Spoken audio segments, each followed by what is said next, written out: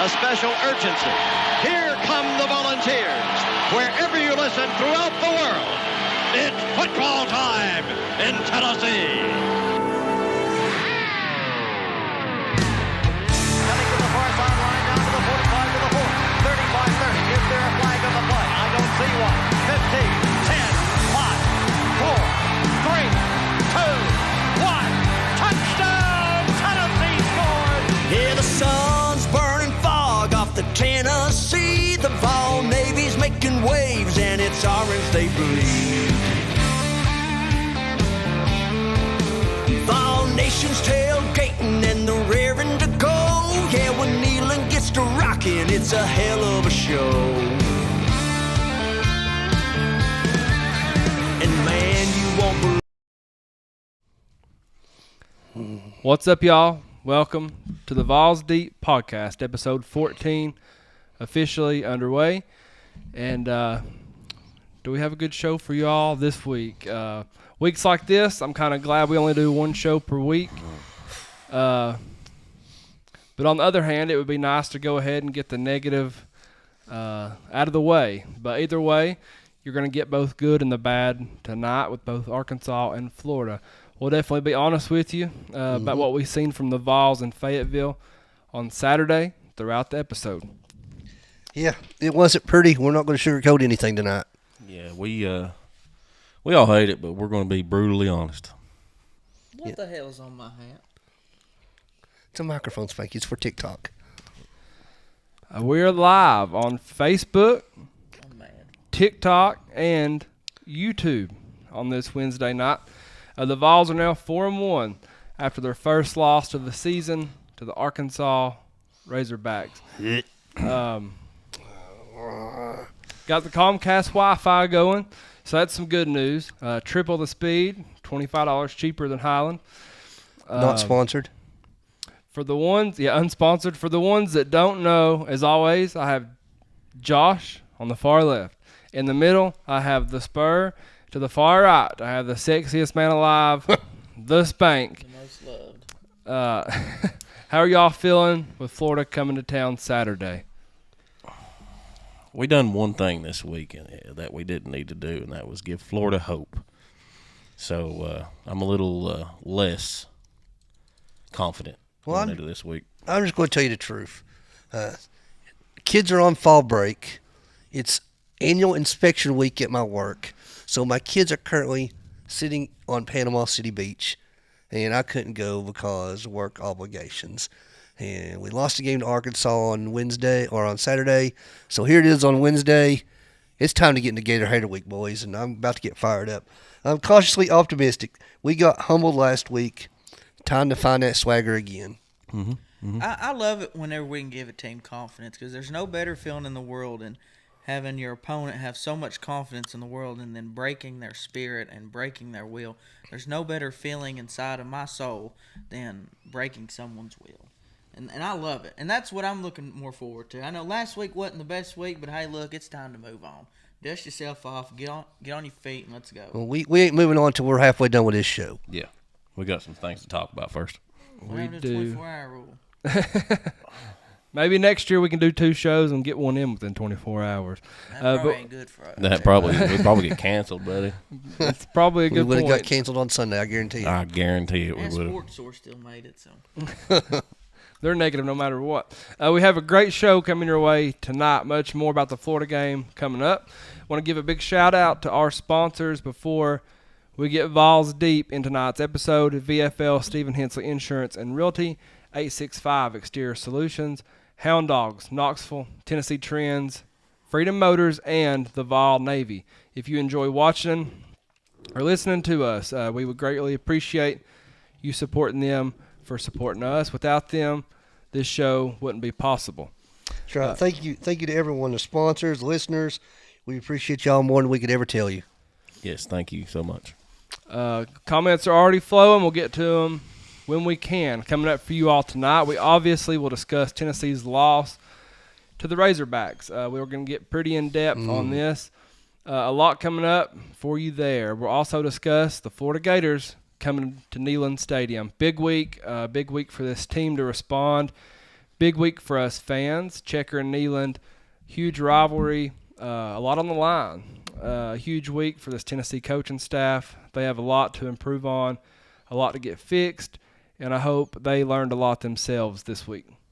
Yeah, they better have learned a lot. That's all I can say. Yeah. There will also be another loser tonight for our football pick'ems, who has to dip into the cup of punishments. We will reveal the loser later in the show. I lost last week. I've decided to just donate $25 to St. Jude's instead of doing my punishment. I had to write free hugs on my face and walk around downtown Knoxville. I was all for it until the loss to Arkansas. Losing really takes the air out of me. I wish I could turn that off and on. Yeah. I don't want to hear any crap whenever I decide to. Wussy. I wish I could learn how to not be so emotionally invested in this, but I'm just not wired that way. This is why I refuse to have an NFL team. There's no way that I could manage all of that It ain't that defeat. bad after a while, I promise. Yeah, it's that. I'll tell you what. My woman called me on Sunday and asked me, said, "Are you really that mad, that upset?" Like, you have no idea just how upset I am. Well, college football means more than NFL. That's just plain and simple. Like, NFL team lose, the ant's fine. Whatever college team lose, you just won't cry. Yeah, me and Spur watched that game together at my house, and I think me and him are going to stop doing that. We had that conversation earlier. We've not won a game that we've watched together on TV. We don't have the best road record either whenever we travel together. Anytime me and you went, we're all right. That's when true. when you have somebody tag along with us over One here. time, Hey, I was in Oklahoma. So good. I was in Oklahoma. I was also in Omaha. Alabama. We'll also be announcing our winner for the football pick'ems, the listener, that will win a $25 gift card to Hound Dogs and some other cool items. Super excited to send another one of our listeners some cool prizes. Per usual, we'll have the normal segments that you all love. Start, bench, cut, one word. An example of how one word works is Tennessee's lost to Arkansas. Painful. Inexcusable. Sad. That's how it goes. So we have that later on. Got a bunch of Florida, personalities and stuff like that we're going to talk about. We got the duel. Josh, Spur, and Spanky will go at it head-to-head with 5 tough questions. The listeners will vote in the comments to determine the winner. So we'll need the opinions of our listeners. Show them the 51 pounds of pure Korean gold that's up for grabs tonight. Josh is the current champion. Can he defend the belt tonight? We'll find out. I thought it was Afghanistan gold. We just It allowed. changes. Okay. Hey, Valdetti, we just allowed Josh to win so he can finally know what it feels like to win something. Yeah. That sounds like an Edith comment. She texted me to ask me to say that to you. Oh, so y'all are in. They're in cahoots. Connection, They're in yeah. cahoots. Yeah, we're going to grade position groups, as always, from last week's game versus the Hogs, and we'll give our opinion on if the team that showed up versus Arkansas completed Neyland's game maxims. It's not going to be good. Nope. Let's give a big shout-out to our friend and Vawl for Life, Stephen Hensley. Stephen is both realtor and insurance broker. He can help answer any questions you have about real estate. What's the market doing? Is it a good time to buy or sell? What's my home worth? Do I need to make improvements or repairs to get the most money? He covers about 60 miles around the Knoxville area for real estate. As an insurance brokerage, he can shop your home, auto, boat, RV, ATV, motorcycle renters, landlord, Airbnb, you name it, he can do it. He can also offer commercial and business insurance for any line of business. Text or call Stephen anytime, 865-742-1672. Let's check the comment box real quick. Let's see what's going on. Got a bunch of good evenings. We appreciate it at all. Got some Go Big Oranges in the comments. Chris says he's listening from Desden on vacation. Go Vawls. Appreciate you, Chris. Safe travels, Chris. Robin's in here starting his stuff. Robin, yeah. Robin's on here. Go Gators. Robin, you picked Tennessee over Arkansas too. Hush. He says we're eating crow on here just about how he eats crow every Saturday morning after long Friday nights, huh? Yeah, that must be rough. 2.6 thousand likes already on TikTok. Keep We 'em coming, appreciate y'all TikTok. very, very much on TikTok. As always, you all get a backseat view of what goes on. If you want to see the full show, look us up on Facebook, Vawls Deep Podcast, VAWLS. Gotta say it with your chest. Say it with your chest, baby. If we don't see your comment, feel free to send it again as many times as you want to. We love to hear from our listeners. We don't want to miss you. Let's hit some news and notes. Tennessee in the coaches poll is going to come in at number 9 this week. Texas at 1, 2 Ohio State, 3 Oregon, 4 Georgia, 5 Penn State, 6 Miami, 7 Alabama, 8 South Carolina, 9 the Vawls, 10 LSU. That is the top 10 in the coaches poll. Listen, here's the reality of the situation. If at the beginning of this year you had told me that coming into week 6 that Tennessee would be the number 9 team in the country, I'd be pretty happy right now. Mm-hmm. Yet here we are thinking what could have been, because we should be sitting at number 3 right now. Mm-hmm. Yeah, it's tough when you see the potential of the team. That's what makes it hard. Yeah, and Ohio State, come on, they haven't played anybody, and I wish we had their schedule. And I think this poll's going to be changing after Saturday. I believe so too. Yeah, there's some really, really good games. Yes. That being said, everything's still right there in front of us. All of our aspirations, the end is still in sight. Right now, everybody has an SEC loss. Yep. So. I believe in all my heart we win out, we'll be just fine. Absolutely. Yeah, I do too. Let's go over the AP poll. Like always, interrupt me when necessary. Texas, number 1, they move up 1 spot. Ohio State, number 2, move up 1 spot. Oregon looked really, really good. They moved up 3 spots. Penn State moves up to number 4. Georgia State at 5. Miami somehow moved up 2 spots after the win versus Cal. Miami's lost twice in a row. To number 6. Yeah, I agree. Alabama dropped 6 spots. Not far enough. To the mighty Commodores. We'll talk about that later. Yeah. Old little brother got him one, didn't he? Yeah, they got him one, buddy. Tennessee dropped 4 spots to 8 in the AP poll. Number 9, Ole Miss. They moved back up 3 spots after their loss to Kentucky the previous week. Number 10, Clemson. They move up 5 spots over beating Florida State. Wow. Iowa State moves up 5 spots to 11. Notre Dame moves up 3 spots. They're going to find a way to get Notre Dame in there, aren't they? Yeah, they're going to try to. So we got a tie for number 11/12 between Iowa State and Notre Dame. LSU 13, BYU 14, Texas A&M 15. They move up 10 spots after beating. I mean, Missouri. they didn't just beat them. They beat them. Yeah, it's crazy though.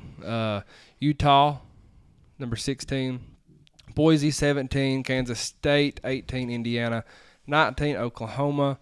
Oh, we got a 3-way tie for 18. I just noticed that. We got a Kansas State, Indiana, Oklahoma 3-way tie for 18.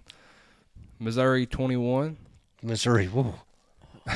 Pitt 22, Illinois 23, 24 Michigan, still too good. They dropped 14 spots, by the way. And They should have dropped out. Yeah, I agree. SMU at number 25. I like it. There's going to be more shaking up coming up this week too. So it's going to be a wild weekend. I told y'all last week, watch out for SMU. You know, college football is a whole lot like college basketball. There's a lot of parity, and I kind of like it. I like seeing teams that's competitive with every team.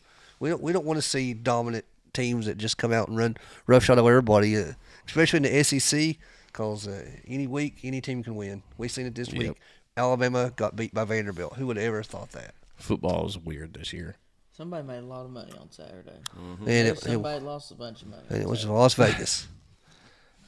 Here's some news and notes. Brew McCoy named as a candidate for the Comeback Player of the Year. As he should be. The Alabama game, the time/TV slot has been announced. It's going to be 3:30 on ABC. I'm okay with Crazy that. what a loss did. I guess a double loss. But I think we will get game day as long as we take care of business. A little bit early for us, compared to what we've been all year. Mm-hmm. You know what? I still like that slot, though. It's not an early game, so Yeah, I'm good with it. I ain't complaining about it. Need a little daylight every now and then. 5-star offensive tackle, top player in the country. David Sanders Jr. posted on his Instagram after Tennessee's lost to Arkansas to stop calling my phone. Go Big Orange. That's a big thing. That's right there. huge. Yeah, And, it's huge. We definitely need him, Mhm. especially after the offensive line play. And Brandon Frazian's going to be at the game this week. Yep. Vault for Life running back Jalen Wright has has the highest graded running back in Week 5 in the NFL. Big news for the rookie running back. He averaged 6.7 yards per carry on Sunday, and I love seeing him succeed. Yes. He's just stuck on a team that plays in Florida, and that can't be a good thing. Nope. Let's give Tony Vitello a big happy birthday. Happy birthday, Coach. And on his birthday, he spent it working with Morgan Wallen's Foundation, giving back to the flood victims today. So just another huge, gesture that shows how great of a person that Tony Vitello is. And since you mentioned flood victims there, Valdaddy, I guess we need to send our thoughts and prayers to those that's going to be affected by Hurricane Milton coming through Florida tonight. So Florida's a big rivalry. We hate everything about the Florida Gators, but we wish safety to all the people down there. Yes. Over 6,000 likes on TikTok. We appreciate y'all very, very much. You're getting with it tonight. We appreciate it. I want to thank my friend Amy Maxwell, Tennessee Trends. Amy specializes in both junior and women's clothing. Her game day clothing is custom made. Shoes, accessories. She only makes a few of each item. Football season's here. It's not too late. Go check her stuff out at Hound Dogs, Knoxville. You can't miss it. It's right in the middle of the store. You need to check out the Tennessee Trends line. Check her out on Facebook as well. Support Amy, support small business, and buy local. Let's go over some offensive stats for last week's games versus Arkansas. Tennessee ran the ball as a team for 174 yards on 36 carries. 2 touchdowns. That's a 4.8 yards per carry average. Dylan Sampson, 22 carries for 138 yards, 2 touchdowns. That's 6.3 yards per carry. Nico carried the ball 11 times for 17 yards. Deshaun Bishop, 3 carries for 19 yards, also 6.3 yards per carry. What are your thoughts on Tennessee's rushing offense? The run game was our offense this week. Dylan Sampson just keeps on proving that he is the guy back there. The other run backs, they still got some work to do. If it was just Dylan Sampson, I'd give him an A+. But it wasn't. So I'm going to go, as a whole, a B-. Yeah, Dylan Sampson had another solid performance, but Arkansas came with an excellent game plan. They controlled the tempo that never really allowed Tennessee's run game to take over like we had expected. Bishop only had 3 carries for 19 yards, as you said, but he was non-existent in pass protection. That's why he didn't see more action. He's a freshman, so I don't expect him to be top-notch at blocking, but it's got to get better because there was a couple just absolute whiffs on his part. You got to learn from those mistakes. Protect Nico. I'm also giving a B-. I'm just going to give him a straight-up B. Sampson, he was really our only offensive production all day long, and he had to be because when you got 2 tight ends basically in the whole game, more guys in the line, like you should have more rushing yards. And I know we'll get into the blocking later, but, pass blocking for the running backs, just like Spur said, it wasn't the best on Saturday. Like, all across the board. Like, I hope the University of Tennessee has a blocking sled because they sure need to use it this week. Yeah. Yeah, it's a miracle we done that well with that offensive line play, to be honest. Yeah, we're getting there. It was awful. Yeah, Calm down, Ball Daddy. We're getting there, buddy. Sampson putting the whole team on his shoulders. Without Sampson, this team is screwed with the way we're playing right now. I want to see more Deshaun Bishop. He needs more carries. I don't know where the hell Cam Seldon is at. He's hurt, then he's not hurt, then we don't see him, then you see him returning kicks. But A+ for the running backs. Thank you for giving your all for Tennessee, Dylan Sampson. I know us fans truly, truly appreciate it. Tennessee through the air. Nico was 17 of 29, 158 yards, 39.5 QBR, 0 touchdowns, 0 interceptions. What are your thoughts on this Tennessee passing game versus the Pigs? It wasn't Nico's best game, obviously, but he didn't turn the ball over. He also didn't score any touchdowns. So it's not what we expected of him this week. And, we talked about in the offseason about, okay, he's going to have a bad game and everybody's going to call him Garrett Hondo 2.0.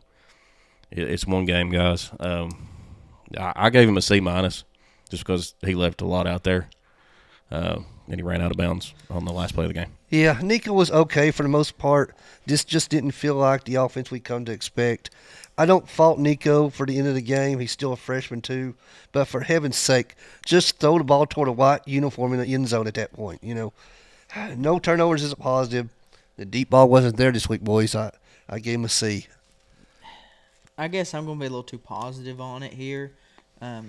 He was a freshman going into his 6th game as a college athlete, as a starter, on a road, in a very, let's say it, hostile environment. And he had, people want to, point out the last play of the game, and I get that was big. But in his mind, he probably thought, hey, I got 1 second, I want to get out, but no. And then he also said in the press conference that ball was slipping out of his hands. So, and I get it, you got to make that throw. You got to. But that just comes with the learning curve. Mm-hmm. But we also want to forget the fact that he also had a big, 30 to 40-yard throw? It was a long that put us in that position. Yep. Like, people want to point out the negatives, but I feel like we need to point out the positives too. And his receivers all day just didn't help him. I mean, it didn't help. They just would not get open. It's not only that, it didn't help that he was getting hit every time he took a snap. Oh, yeah. He was pressured all night. I mean, it was just poor effort by our offense. And you got to give Arkansas some credit on that. They come out with a game plan, and it worked. The receiving core, and I'll go ahead and extend it to mine. I guess receiving core was like pizza in, like it just wasn't open. What you got, Vawl Daddy?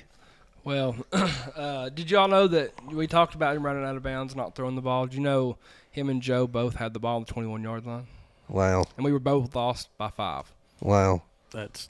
Anyway, first I didn't need to hear that. We didn't need to hear that. First off, the loss don't fall on Nico. He made mistakes. Obviously, a freshman. He does have to be better, though. He was severely upset after the game. Blamed himself for the loss. That's coming from people in the locker room. He was in rough shape. He was sacked 4 times. Nico's going to get better, much better. This loss, I think this game is going to make him better. But for this game, I'm going to go C. I'm going to go average. I will say this. I think Nico needs to run the ball more for this offense to reach its full potential. He's got to keep some of those RPOs. Let's hit our receivers now. Dante Thornton, 1 reception, 42 yards. Squirrel White, 7 receptions for 38 yards. Miles Kitzelman, 2 catches for 24 yards. Chris Brazel, 2 catches, 21 yards. Chaz Nimrod, 2 catches, 13 yards. Dylan Sampson, one catch for 11 yards, and Brew had 2 catches for 9. That's 9.3 yards per catch average. I mean, that's not bad. It's really not bad. Hate to ask more from Sampson, but we need more catches out of the backfield. He was wide open. He's elite out of the backfield. We need more calls in general to him. He's just an elite catcher. He's an elite receiving back. What are your all's thoughts on the grade and the receiver? Here's the reality: injuries happened to all 3 of our top receivers throughout the game. Brew hurt his hand. I don't know how it is. Dante Thornton seemed to have a knee or ankles problem, and Squirrel White went down late in the game, and I'd say his is probably the most serious. It's going to be time for these young receivers to step up. We claim to have depth in that locker room. Let's see it this week. Yep. We gave our receivers a C. Man, they just didn't do anything special this week. Thornton come back in the game injured and caught that ball to give us a chance, But like you said, we got to get more production out of our running backs out of the backfield, catching balls. I gave him a C-. I gave him a C- as well. Even though the stat line showed that it wasn't a terrible day, I just feel like we could have got open a little bit better. And, like, against that Arkansas secondary who, let's face it, going into the game was terrible. And this was supposed to be a coming-out party for our receivers. And we'll go into a little bit why that was. But it's coming right here in just a minute. It's coming right now. Let's just go ahead and get to it. Here we go. Give him a C-. Let's move on. Yeah, Spanky, you hit the nail on the head, man. And I think, we talk about the sacks, and obviously the offensive linemen are problems. But the receivers got to get open. Some of them sacks are coverage sacks. some of them pressures are coverage pressures. I mean, the receivers got to get open, but I'll say this too. We've got to call plays in order to get them open as well. I think we need to use the tight ends more. We're going to have to now that Squirrel and Brew are banged up. Not sure the exact details on that yet, but we've seen the Chiefs, what they had to do Sunday. Their wide receivers are all banged up. They use all 3 tight ends. If that's what we got to do, that's what we got to do. We've got the bodies to do it. Why Well, not do it? 4 tight ends caught games in the Chiefs game. Yeah. I In the stand tight corrected, ends' even defense, they can't really make much of receiving yards just because they're being brought in to block because we need help blocking. Yeah. It's like what Shannon Sharp said. Like, call the National Guard, call the Armory, call everybody you need. We need help. Yep. All right, thoughts on the offensive line and grade the offensive line. Who's going first? I'll just make it real simple. F. There's nothing else you can put with that. They were atrocious. Even Cooper Mays got his. I mean, he got whipped multiple times in that game with a guy right over top of him. Plain simple F. I know what's coming here in a minute, so I'm going to try to keep it somewhat short.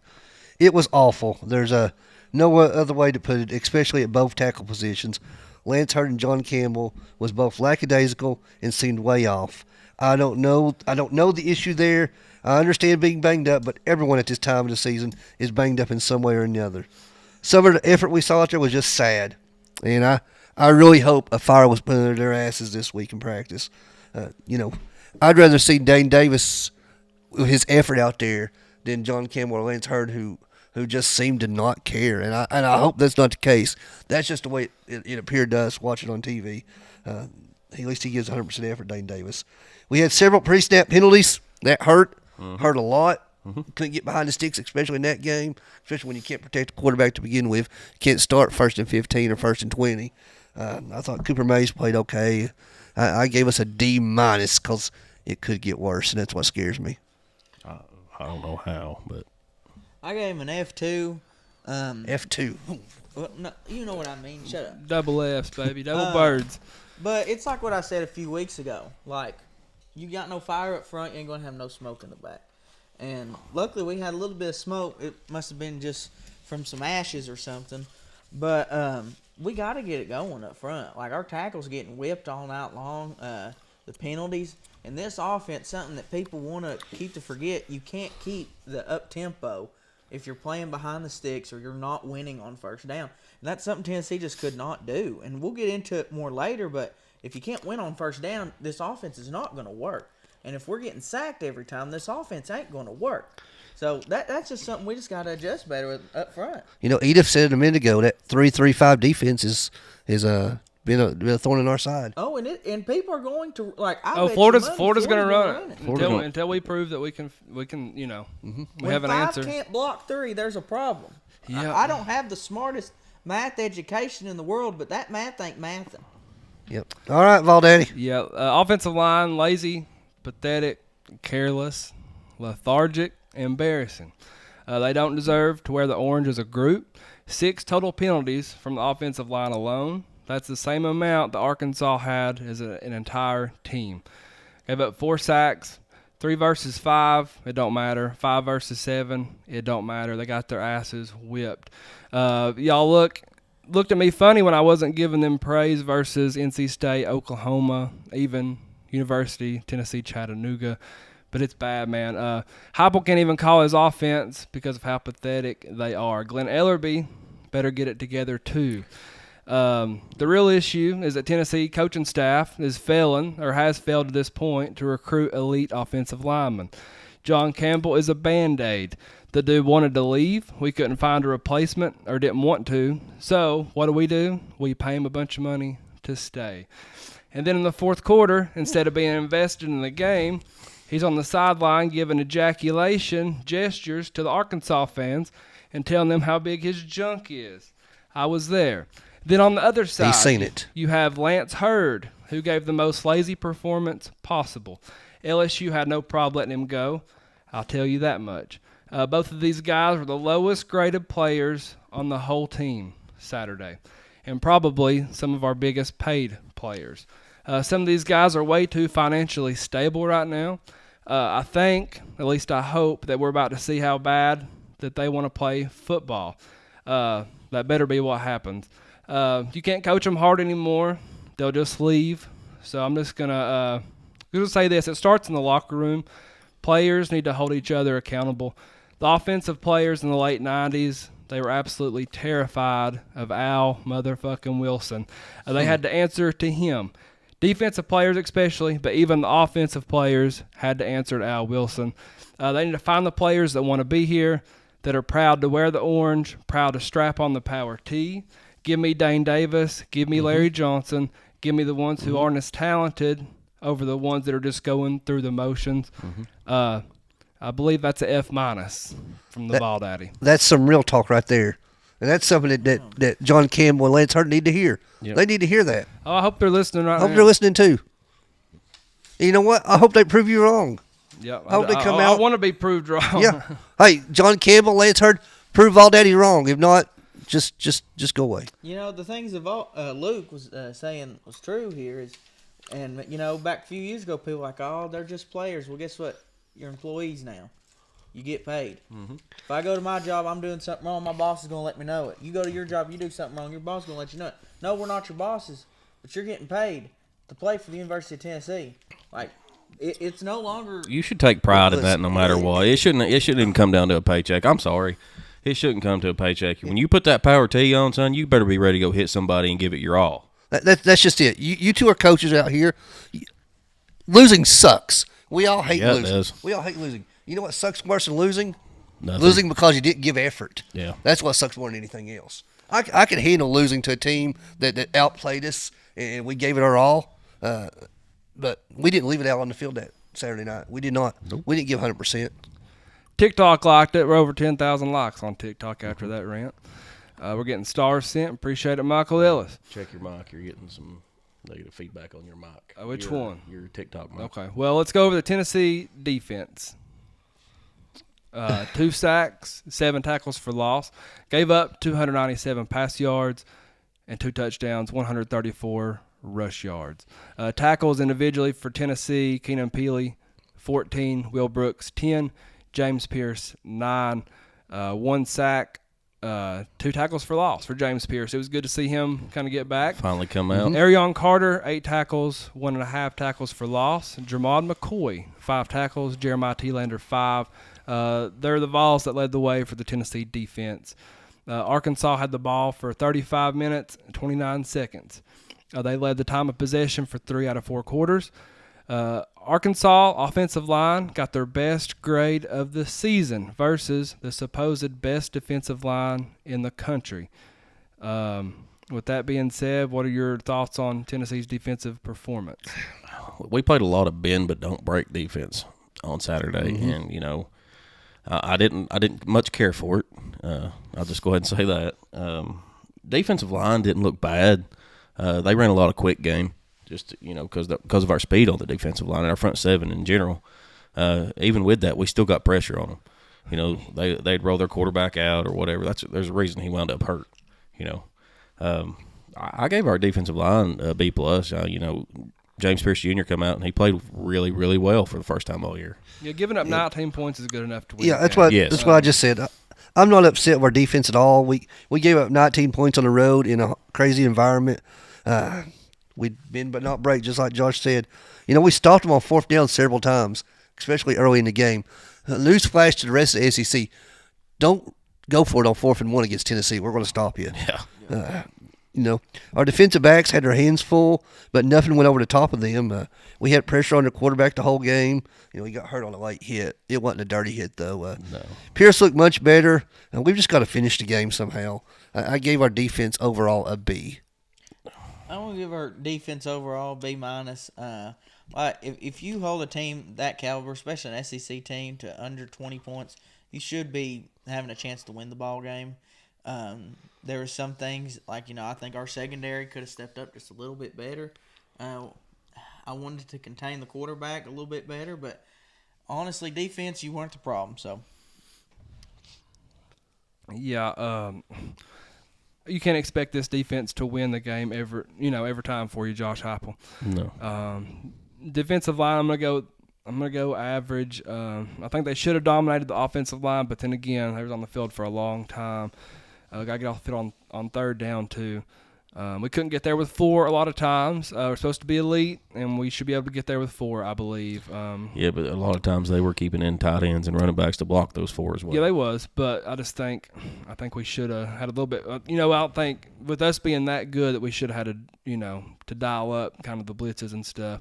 But I'm going to credit Sam Pittman, man. He's a great offensive line coach, and he obviously done a great job versus our defensive line. Defensive backs, I'm going with a C. No turnovers. For a quarterback that gave it away all year long, I really wish we would have got one. But we did give up 300 pass yards. Yeah, that's why I gave the DBs an F. I gave DBs a C as well. Linebackers, I'm going C as well. The whole defense was average. The linebackers got a B for me. So. Yeah, C. Well, anyway. Thoughts on Tennessee special teams performance? Max Gilbert was 2 for 2, extra point. Jackson Ross, 7 punts for 299 yards. 1 touchback, 2 inside the 20. But the penalty really killed us. It hurt really, really bad. My overall grade because of the penalty is going to be a C as well. The roughing the punter penalty cost us that game. There was no reason for that hit, especially at such a crucial time of the game. We're standing there in the living room. I turned and looked at Josh, and we both knew right then how bad that was for us. For that alone, special teams get the big D. And you don't mean Dallas. Don't mean Dallas. Don't mean Dallas. I'm going to give special teams a C. Special teams, it's all about one play. One play could make or break a ball game. That's how dangerous special teams aspect of the game is, and that roughing the punter, that's just something you got to know. Like, you got to know game scenario here. Like, hey, look, if we need to go block a punt, let's go block the punt. But in that scenario, just get upfield, maybe get a hand up, hope for something, but get downfield, block for your return. It honestly looked like he was trying to get out of his way as he was in midair. Yeah. But he hit him right in the head. And he hit him right in the head, come down with his elbow right on top of his head. It was a bad penalty. It was a petty penalty. I didn't like it then, and I don't like it now. It took their grade from an A for me to a C minus. But it was the right call. It was the right call. Yeah, I'm not arguing the call. Can argue it a bit. I can if I want to. You can. You're going to lose. I know, but I can. So now let's go over General Neyland's game maxims. We'll go over each one and agree or disagree if that maxim has been reached. We're going a full 180 from what this usually is. Mm-hmm. The team that makes the fewest mistakes will win. It's definitely true. Arkansas made way less mistakes. That's exactly what happened. We made more mistakes in critical times. Yeah. So that's a big no for me. Yeah, big no's around the board. Play 4, make the breaks when one comes your way. Score. We gave up the breaks with penalties. Yep. 14 points is not our style. Someone has to change immediately. Yep. So Yep. That's a big no for me. If at first the game or breaks go against you, don't let up. Put on more steam. It was kind of – we come out in the third quarter, and we scored 14 points right off the bat. I mean, just right off the rip. And me and Spur looked at each other and were like, okay, we're all right. And then something happened. I don't know what happened. So, no. I'll tell you what happened. We ran out of steam. We allowed a backup quarterback to go on a game-winning drive against us. Yeah, I'm not sure if we had any steam or any coal whatsoever. Well, that 260-pound fire run. up front. That 260-pound running back they got, man, he broke one. They didn't call a hold on Arkansas. It was a hold. That was a terrible call. I mean, he was hugging him. Call. Yeah, it was a bad. Ray no Charles call. would have told that referee. Seen better eyes on the stove, guys. Seen better eyes on the stove. Protect our kickers, our quarterback, our lead, and our ball game. We protect the kickers. We definitely did not protect Nico. Nope. Yeah, Nico was hit way too many times for comfort. To his credit, Nico took the hits and bounced right back up. But no, this is not met. Ball, Oski, nope. Cover, block, nope. Cut and slice, pursue, and gang tackle. For this is the winning edge. Well, that's the one thing we did do was gang tackle. We had 54 assisted tackles. Yep. I had no problem with tackling either. So, partial check mark. However, we got to get the quarterback on the ground when he's pressured. Yeah, we'll give it a half a check. Press the kicking game. Here's where the breaks are made. Kicking game. I mean, yeah, kicking game was Kicking fine. game was good. Yeah. That's where we lost the game with the running into the kicker penalty. Well, I mean, it's true. Carry the fight to our opponent and keep it there for 60 minutes. Nope. Arkansas wanted it more. I'm going to say something here, and I alluded to this point. I agreed with allowing Arkansas to score to give us the ball back last. it was simply some bad luck, a bad snap, and we ran out of time. We should have called an immediate timeout on that 55-yard pass to Thornton. Mm-hmm. I don't know why we didn't. Yep. I didn't like it. I agreed with letting them score. Oh, yeah, I told you right there, yeah. Yeah, I agree with letting them score right there because if not, they're going to run the clock down, kick a field goal, and they're going to win anyway. I agree with letting them score, but I just didn't understand. Like, I remember seeing it happen in real time here. I'm like, okay, we got timeout here. Why don't you just use it? Use the timeout here. Yeah. And like, I just didn't get that part of it. And probably Heupel could have just been overthinking it. But in that scenario, don't overthink stuff. It's keep it simple, stupid. But you know that play that he had, was that the play that was a bad snap and it wound up? That was the next play. Was that that was the next play? It went the big bomb. And then the next play. And then the next play. And I could be wrong here. Okay, I've cried some tears since then. Well, the play after that, we ran 2 plays after that. Mm-hmm. The bad snap was on second down. Yeah, on third down, we had Sampson open on a wheel route. I mean, just wide open, buck naked open, and Nico just never seen him. But Heupel's thinking was there he's wanting to drain as much time because he thought they had a chance of getting the end zone with a deep ball and not give Arkansas any time left. But I hate to break it to you, when you ain't getting in the end zone as much that night before, just go ahead and get in it before you can't get in it, and that's what happened. No, had it have been a home game, I see it because we've done it before at home. We complete that super long pass, run up there and snap it again. But on the road's a little bit different. Take that time out, calm your nerves, get it in the end zone. Who's your MVP for last week's game? I'm going to go Dylan Sampson. Yeah, hands down. Yeah. Him or James Pierce Jr. because he actually showed up. I gave it to James Pierce. I definitely gave it to James Pierce. Let's hit the comments real quick before we get into some more questions. On YouTube, got a few watching on there. First time we've done this on YouTube in a while. Ella's watching. Hey, Ella, thanks for watching. Let's see. TriStar on YouTube says, if we handle Florida and beat Bama, all will be forgiven by the fans. Well, somebody just deleted the comment that they put on Facebook here. Wayne, I don't know what's going on. You keep commenting on YouTube. I'm not sure why it keeps taking your messages down, but they've took like 15 of them down. That's you and YouTube, buddy. You handle that with You can get on Facebook if you want to and find us on there. Yeah. Well, Mike Sharp put a comment on here. It said a field goal wouldn't win Arkansas the game. Yeah, it would have. Yeah, they would. Yeah. They would have kicked it with about 4 seconds to go, and we'd have lost by 2 instead of 5. Yeah, Barrett says, Hype said not calling the timeout after the big game was the error. He did, yep. But the error before that was early in the third, I believe, is when we called the first timeout. Been nice to have that one back. Yeah, it would have been. You got to know going into at halftime. You got to know, hey, this is going to be a 4-quarter ball game here. I don't need to use any of my timeouts until the very end. Like, that coming out of the half. My overall reaction it's just a major disappointment, but it's a moment of appreciation too for what this team has become. Arkansas fans stormed the field after beating us. Mm-hmm. That means Tennessee has arrived. We've been riding the high since May when our baseball team winning the SEC and national championships, and our football squad being in the top 5. This just brought us down just a little bit, but everything we are playing for is still right there in front of us. I said earlier on the show, 5 of the top 11 teams this week lost to unranked teams. 5 of the top 11. If there was a week to lose, it was this week. That being said, we can't afford to lose another one like we lost this week. Nope. We must beat Florida this Saturday, and we have to beat Bama next weekend. Bottom line. This might be going out on a limb here, but I think Florida's a must-win. It absolutely is. A must-win, but this one is a definite must-win. Not just because I don't think Heupel's job's on the line here, but I think team morale. Somebody will be starting that fire under his seat, though. Chase says we could have had 20 timeouts. It don't matter. The line can't block. Nico can't read the field. Worth a piss. We'd have scored if we'd had 20 timeouts. Yeah. I agree. I agree with you to a point, though. Yeah. Barrett says the multiple penalties on Lance Hurd just before the half clearly cost us a field goal. That would have played out way bigger. That would have played a way bigger factor on the last drive. Just saying. Yep. Mm-hmm. I agree 100%. Lance Hurd and John Campbell are both big problems right now. Go to TikTok. 12.2 thousand likes on TikTok. Get us to 20. We appreciate it very, very much. Absolutely. Let's see. Pop on TikTok says, how we feeling about Florida? We'll get into that a little bit more later in the show. We're still griping.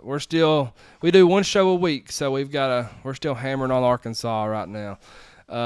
What's your overall reaction or overreaction for Tennessee's loss versus Arkansas?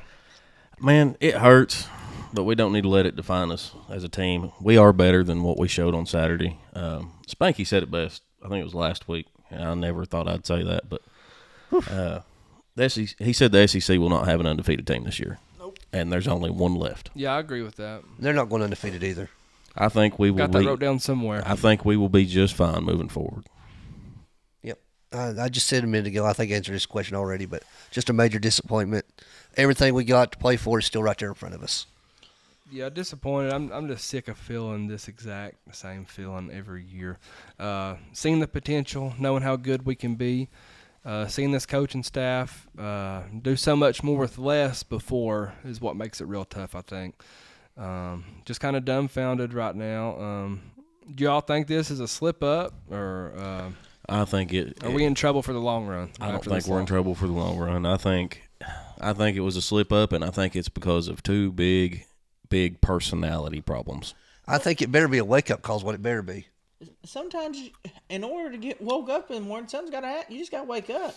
This is a wake up call. And my thing is, look how far the University of Tennessee has come as a football team. Who would have thought, 4 years ago, losing to Arkansas would just have everybody just ready to fight each other? No, that was the norm. Look at Tennessee now. You're ranked in the top 10, week in, week out. People are storming the field because they beat you. Yeah. You are recognizable not only just in college football world, but in the world in general. I get it. It's okay to be upset. But sometimes you just got to take a step back and look how far you've come. Yeah, about 20 minutes after the game Saturday, I was on social media. I don't know which one. I couldn't do it. And I shouldn't have. But I seen somebody post something along the lines of Josh Heupel's not the one that's going to take us any further than this. Who is? That is the dumbest thing I've heard in a long time. He lost one game and you're ready to fire him? This is what got us in this 20-year drought to begin with, you idiot. Calm down. Yeah, we clearly have some people in our fan base that just is clueless to what actually goes on a college football field. Bums. I will say this. Trolls, I will say this. At least we're not Bama this week. Yeah. There was some talk that Addison Nichols, former Tennessee offensive lineman, now Arkansas center, and Nico Slaughter, former Tennessee defensive back and Arkansas defensive back. They might have had some I don't buy into this conspiracy theory all the way, but signals, signs, etc., tendencies. You said the magic word over here for him. Well, I ain't saying that's a reason. I'm just saying that they helped. I will say this though, to what you just said to that, we knew that those two players were on Arkansas's team, so change your signals up. Oh, I agree. Yeah, I agree. To define you. Yep. Just like people and this is the thing, I'm going to go on my soapbox right here. I hate it when people say, the refs cost us that game. No, I hate to break it to everybody, but no referee should determine an outcome of a ball game. Because you as a football team, if you do what you are supposed to, play after play after play, a referee should never decide that ball game. And just like two players should never decide a ball game for knowing your signals. Well, you know what? Switch it up or execute better. The referees did not cost us this game. Nope. I know. I'm just using an example. I really have no complaints with the refs in this game. They missed one holding call. They missed more than one, but they missed a lot of holding. They missed calls in every game. It just. There was a few you seen James Pierce's jersey just. I mean, yeah. There was nothing. It's hard for me to believe a team does not get called a holding call one time in a game. There's a hold in every play. This is how it is in the game of football. There's a hold every play. Yeah, but if it happens, just matters if it dictates the play. It did dictate the play. Well, sometimes referees are stupid and they don't call. And I'm not saying that if we get that holding call, we win, because that's not the case. But at the same time, officials have a job to do as well. They didn't do it. So what's your concern level right now on a scale, I guess, 1 to 10, or however you want to take the question? I'll just tell you, it's about a 7 for me. I just don't know what happened to this offense. Just don't know what happens to it. They had a bad night, man. And, everybody has a bad night. 1 to 10, it's a 4 for me. I think moving for Saturday, I think we'll see a different team. I hope you're right. I'm gonna give it a 5. Like, it's hard to get this up tempo offense going when you are constantly getting sacked or playing behind the chains. Yep. Like, in order to get the tempo going, you have to have positive yards to start. If you don't have positive yards to start, then you can't go up tempo. That's something that's just got to be fixed. I'll be honest, man. At a 1 to 10 on a scale, I'm a 10. Spur, how mad was I the second half of Oklahoma? Oh, my God. I still have it ringing in my right ear because you yelled in my ear when I believe it was John Campbell missed a block. Is it who it was? Golly. Plenty of them. Yeah. But now you know why. No, it was Dane Davis. It was Dane Davis, But now you know why, man. I bought into the national media BS about how we played like that on purpose. But this team has issues, man. The offensive line has big issues, if I didn't make that clear enough earlier. Injuries are concerning. Play calling is concerning. The effort is concerning. And I'm just overall concerned. I'm going to go out on a limb here and say I don't think it's play calling, man. I think it's just effort. It's a combination. I mean, Hop can't call his plays because the offensive line's so bad. You can't go out there and play for him. Yeah. You know, you can call the perfect play, and if one man messes up the play's done. Yeah, we just can't open it up right now because of the 11 people have to do their job. Yep. Hey, I'll give everybody a statistic here. The game of football, it's 100%. 90% of the game of football is Jimmy's and Joe's. 10% of the game is coaching. Hey, X's and O's. It's about the Jimmys and the Joes, not the X's and O's, buddy. Yeah. How confident are you in this team and coaching staff going into this week's game versus our rival, the Florida Gators? Wait. You said we play Florida this week? It's Florida week. God, I got some battered ball syndrome right now, but guys, it's time to turn that page to Florida. It is time. It is Florida. It is Gator Hater week. You know, this team is completely different at home, and I expect to see our style again. Someone tell Josh Heupel that we're Tennessee. Let's run Tennessee offense this week and beat the Gators by 50. Mm-hmm. You know, I learned a long time ago to never be confident in us when we play Florida, especially last year. But we're the better team, and I think we go out and prove it on Saturday. And I think we beat them by a lot. Mm-hmm. How confident are you, Big Spank Daddy? I actually feel pretty confident in it because looking at it, this Florida team's not that good. Like they're pretty bad. They got a terrible defense, and I feel like if our offense is going to step up, it's going to have to be this week. Because I'll tell you this: this is not the Florida defense that we're used to seeing. Nope. This is a bad Florida defense, and the Florida offense ain't going so well either. That's why they're rotating 2 quarterbacks left and right. Here's the thing. If you can get things clicking this week and clicking in the right direction on offense, That's big going. into Bama. Saturday. We got to play good this weekend. Yes. It's bottom line.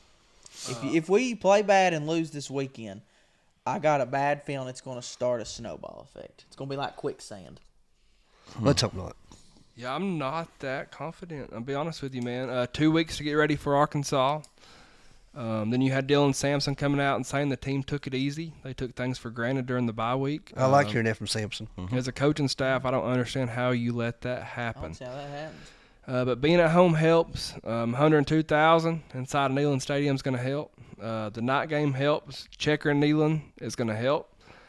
But we've got some crazy things that have happened. I don't have to say that with this Florida and Tennessee rival. We'll see, man. We'll see how this team responds. That's really all I've got to say. To say is just we'll see. Maybe it's a wake-up call. I'd much rather lose to Arkansas than I would Florida. Oh, yeah. Especially this year. Yeah.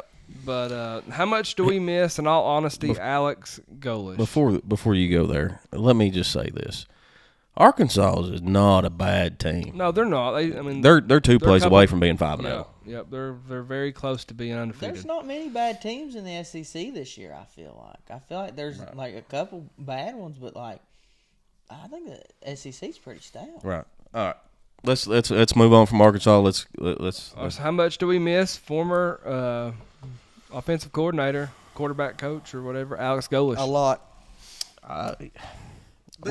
We talked about it a lot last year. But then again, if he was calling the plays and we're giving the same effort, I think it's still the same outcome. You're right. We miss him, but I don't think it was all him. I think I think him and Heupel worked well as a team together. And I just think, we had this thing where they could scheme anybody open at any given time. Yep. And now for some reason it's like they've lost that. Mm-hmm. I don't know if it's just something that's not clicking or what, but I think we'll get there. You mentioned Alex Golesh. I'm going to mention another name. How much should we miss Hendon Hooker?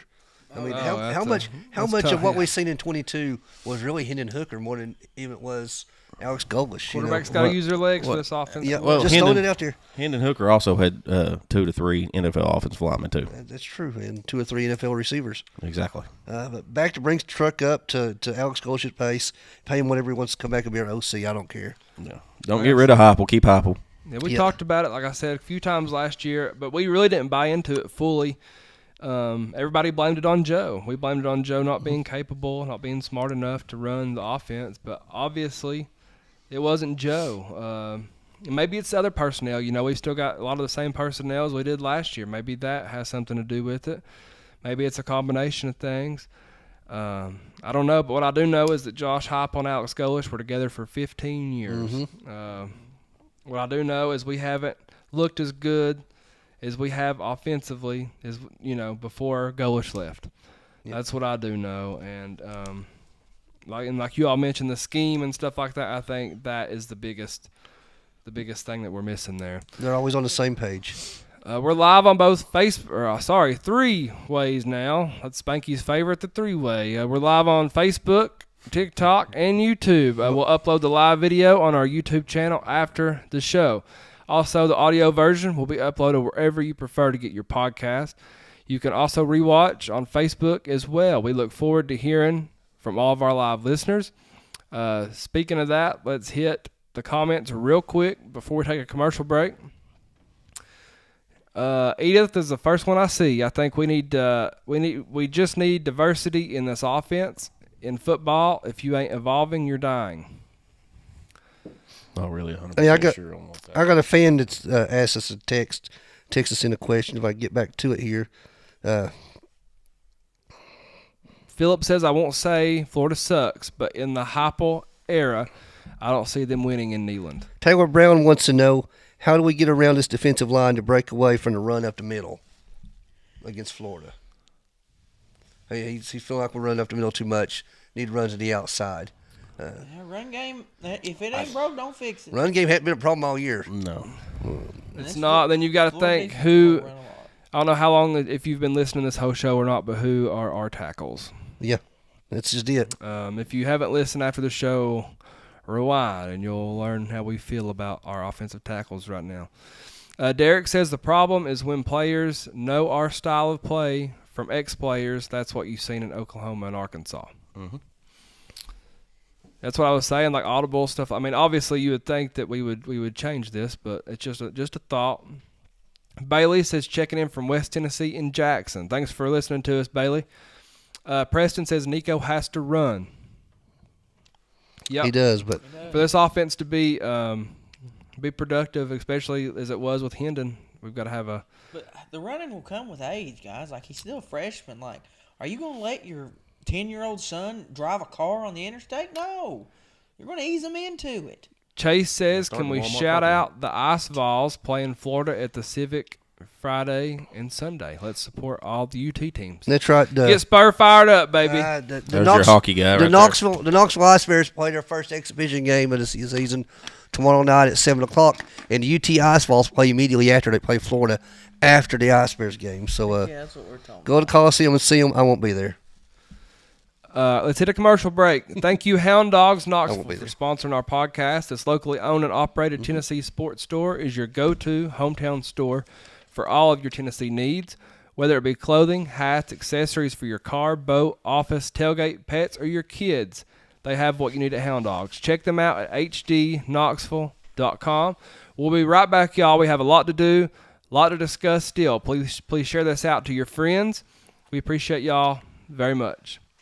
Hey, what's up, y'all? It's the Vawl Daddy. I want to give a big shout-out to the Fairview Union.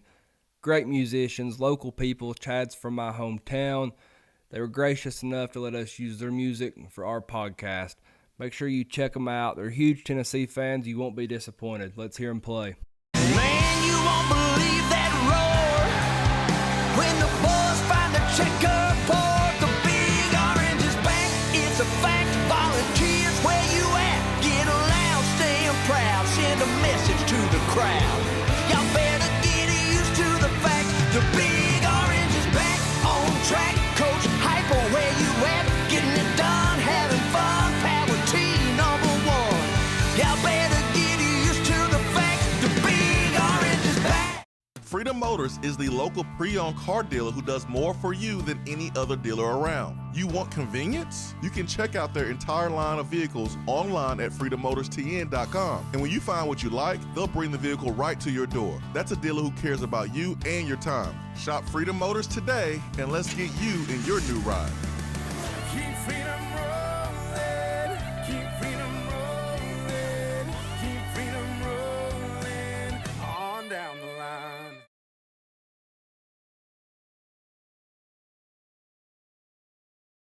All right, I'm back. All right, and we are back. Make sure to check us out on all podcast platforms. Wherever you prefer to listen, we're going to be there. Our audio versions are very popular. We get to do it without any fees for our listeners, too. So that's a big thank you to our sponsors. We want to give our friends 865 Exterior Solutions a big shout-out. These guys can do it all: roofing, siding, framing, decks, windows, doors. Maxwell Cole and Chandler Kite can handle any project you can throw at them. Good luck finding somebody who actually wants to work these days. If you do find them, good luck getting them to actually show up. It's a whole new ball game. Call 865 Exterior Solutions and cut through the BS. 865-399-3547 or 865-292-1772. Them are the numbers to call. Let them know the Vawls Deep Podcast sent you. That brings us to start, bench, cut. Y'all ready for number one? Yep. Let's do it. Start, bench, cut. What is your prediction for the Vawls' final regular season record after the Arkansas loss? 11-1, 10-2, or 9-3? I'm going to start 10-2. Because the SEC is tough, and we may have we still got to go to Athens.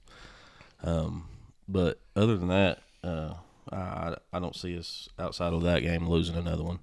I'm going to bench 11-1, and I'm going to cut 9-3 for the simple fact of I have more confidence in us going 11-1 than I do us losing two more. I'm going to be realistic. I start 10-2. I think we beat Bama. I think we lose to Georgia.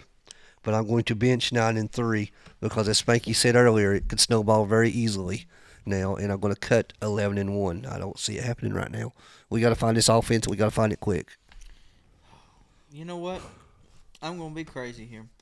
I'm not going to be realistic for once. And Spur, you're looking. I'm changing my answers. I have a gut feeling on this. I think we're going to go 11-1. I hope we do. I'll just say this. You're trying to earn some votes, aren't you? Georgia does not impress me a bit. They are not the same Georgia team. Alabama does not impress me. They are not the same Alabama team. I feel like the only team on our schedule that can beat Tennessee is the team at the top of the schedule, and that's Tennessee. I feel like we are our own worst critic. We are standing in our own way. I'm going to start 11-1. I'm going to bench 10-2, and 9-3 scares me, but it could snowball quickly. Mm-hmm. It could, but at the same time, I think we're too good of a team to let that happen. I'm going to start 9-3. Unless something serious happens, I don't see this changing. Gotta get some blocking, man. I'm going to bench 10-2, and I'm going to cut 11-1 just because I don't think that we're capable of running the table. Hate to be the negaval here, but someone had to do it this somebody had to do it. Start, bench, cut. The current AP top three teams: Texas, Ohio State, Oregon. I'm going to start Texas because I just feel like with Quentin Ewers coming back and Arch Manning playing well in his place, Texas has got some athletes out wide. They got athletes all over the field. It's that oil money, baby. But I'm going to start Texas.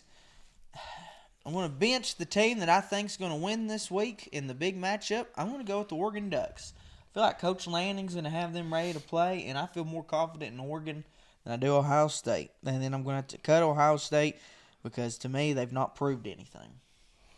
They haven't proved anything. They haven't played anybody yet. I'm going to start Texas as well. I think they have 2 solid quarterbacks. I think their little hiccup against Mississippi State was their bump in the road. And I hate to say it, I see Texas winning the SEC and then getting a bye in the playoffs. I'm going to bench. I've seen Oregon play bad twice. I'm going to bench Ohio State. I think they win this week. There's a hint for my pick later on. And I'm going to cut Oregon. I'm gonna start Texas just like y'all. You know, they don't have a loss yet. You know, like you said, their hiccup was against Mississippi State. I'm gonna bench Oregon. I think they win this week. And Ohio State is the most overrated team I've ever seen. It's every year with these fools. Every single year. I hate them. I cannot stand them. Sorry, Chinstrap. I don't know who I hate worse, them, Michigan, or Notre Dame. Tim says by the time we play Georgia, all our players will be in jail. That is true. That's a fair point. I don't know who's had a more arrest, the 2008 Florida Gators or this year's Georgia Bulldogs. They'll make a documentary about them. I'm going to start Oregon. I think the offense looks really, really good. We should take notes on how they use their tight ends as well. I'm gonna bench Texas. Horns down. Sooners boom this Saturday. Please. I'm going to cut Ohio State. We will see how good they really are. Number 3. Today is Matt Damon's 53rd birthday. Start bench cut these Matt Damon movies. We Bought a Zoo, True Grit, or Saving Private Ryan. I went Saving Private Ryan for my start. That's just a classic movie, man. It's such a good movie. A lot of young, prominent actors in that movie. I'm going to bench True Grit. And I'm going to cut We Bought a Zoo because I've never seen it. Oh, man. You ever see We Bought a Zoo? That's a pretty good movie. I'm going to start Saving Private Ryan. I think it's a pretty good movie. I'm going to bench We Bought a Zoo. And I'm cutting True Grit because I've never seen True Grit.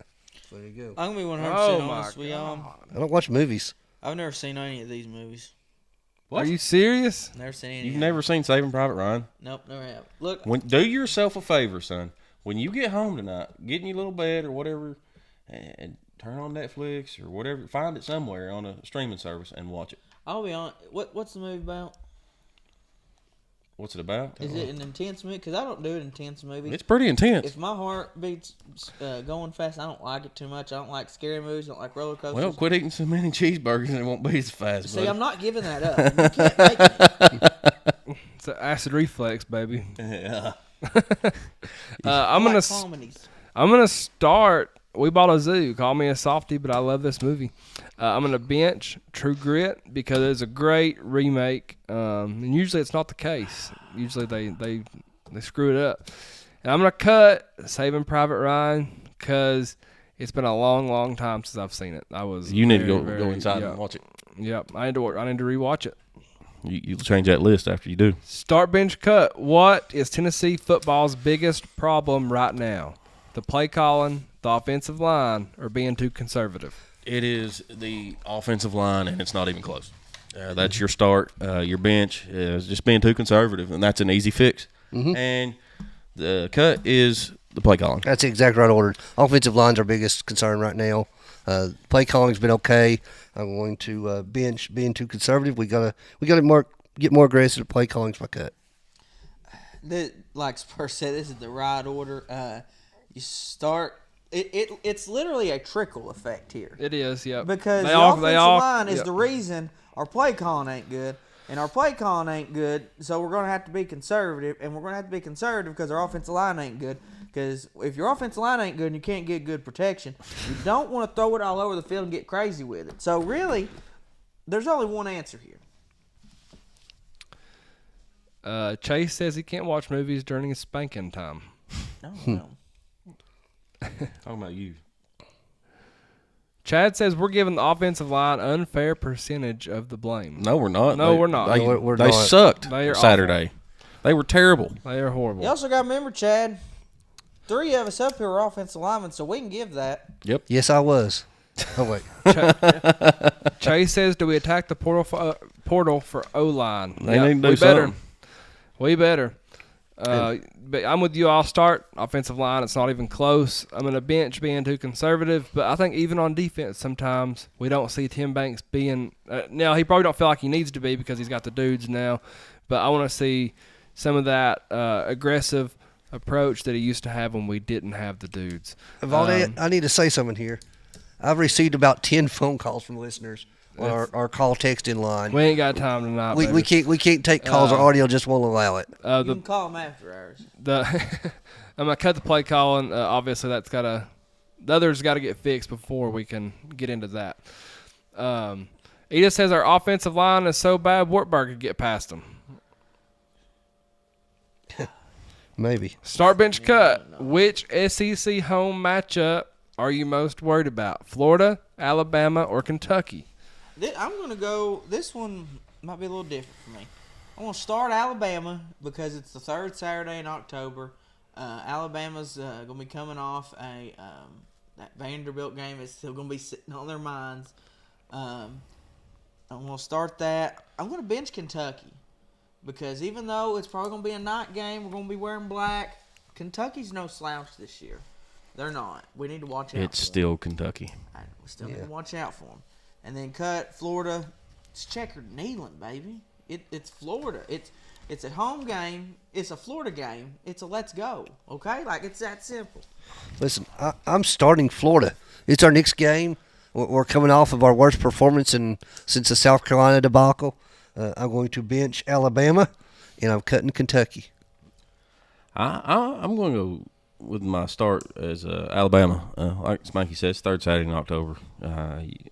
That's a rivalry game. I'm going to bench Florida because it's the next one. And I'm going to cut Kentucky because, like I said, it's Kentucky. Boys, when Kentucky comes to town, there's one expectation. Beat them by 50. I'll say this: the Kentucky Vanderbilt game this weekend could get very interesting. That's gonna be that's my favorite game of the weekend. Yes, it will. We'll find out later what we think. Yeah, I'm going to start Florida. I'm going to bench Bama, and I'm going to cut Kentucky just because that's the order that we got them in, and I'm worried about them. Worried about them all. All on the same hey, page. Spank, raise your mic up just a little bit if you don't care, buddy. What? Can they not hear me? Oh, People don't. can't. I want to thank my friend Amy Maxwell, Tennessee Trends. Amy specializes in both junior and women's clothing. Her game day clothing is amazing. Clothing, shoes, accessories. Football season's here, but it's not too late. Go check her stuff out at Hound Dogs, Knoxville. You can't miss it. If you want your kids to stand out and look great, if you want to stand out and look great, not have the same shirt, the same outfit on as everybody else at Neyland Stadium, you need to check out Tennessee Trends. Again, inside of Hound Dogs, right in the middle of the store. Check her out on Facebook, too. That's Tennessee Trends. Amy is awesome. Support her, support small business, and buy local. Let's play one word. The rules are very simple. I give a name, an item, a thing, and you give me the first word that comes to mind when you hear it. Are you ready? Holler Let's do it. if you hear me. Let's go the Florida Gators. Hate. Despise. Former. Go urine. Urine. Because the stadium smells like urine. Yeah, and they throw it on the opposing fans. Mm-hmm. The Gator Chomp. Stupid. Taunting. Chomp. Taunting. That's what it is. I'm going to go Hitler. Wow. I know why you did that. Yep. Head coach Billy Napier. Fired. Unemployed. Sunbelt. Like Sunbelt. Let's go Sounds Cookville. Let's go Cookville. He's from Cookville, there you go. Tennessee. There we go. Steve Spurrier. Visor. Respect. Legend. Respect. Do I need to pull that picture up, Spur? There's something about Steve Spur that cracks me up. I hated him a long time ago. Now he just makes me laugh. I'm going to go Troll.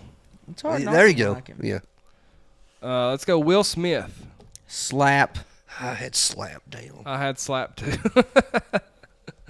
I'll just go black. Men in Black. Men in Black. You scared me there for a second. Spur. Scared I'm not me. gonna I lie. had to go 3 words there. I don't even know if I can say this. Cuck. We'll explain it later. We'll explain it later, Spanky. You talking about Diddy? Yeah. Man. I'm going to go Prince for Fresh Prince of Bel-Air. I'm going to save him a little bit there. Ray Charles. C. Georgia. Referee. That's a good one. I'm going to go piano. Bob Ross. Hair. Afro. Art. I had all that. I'm going to go peaceful. Pretty Little Flowers. I don't know how many times I fell asleep watching Bob Ross. Dwayne The Rock Johnson. Electrifying. Elbow. This ain't one word, but the final boss. All right. Sorry. You just woke everybody up. I'm going to go eyebrow.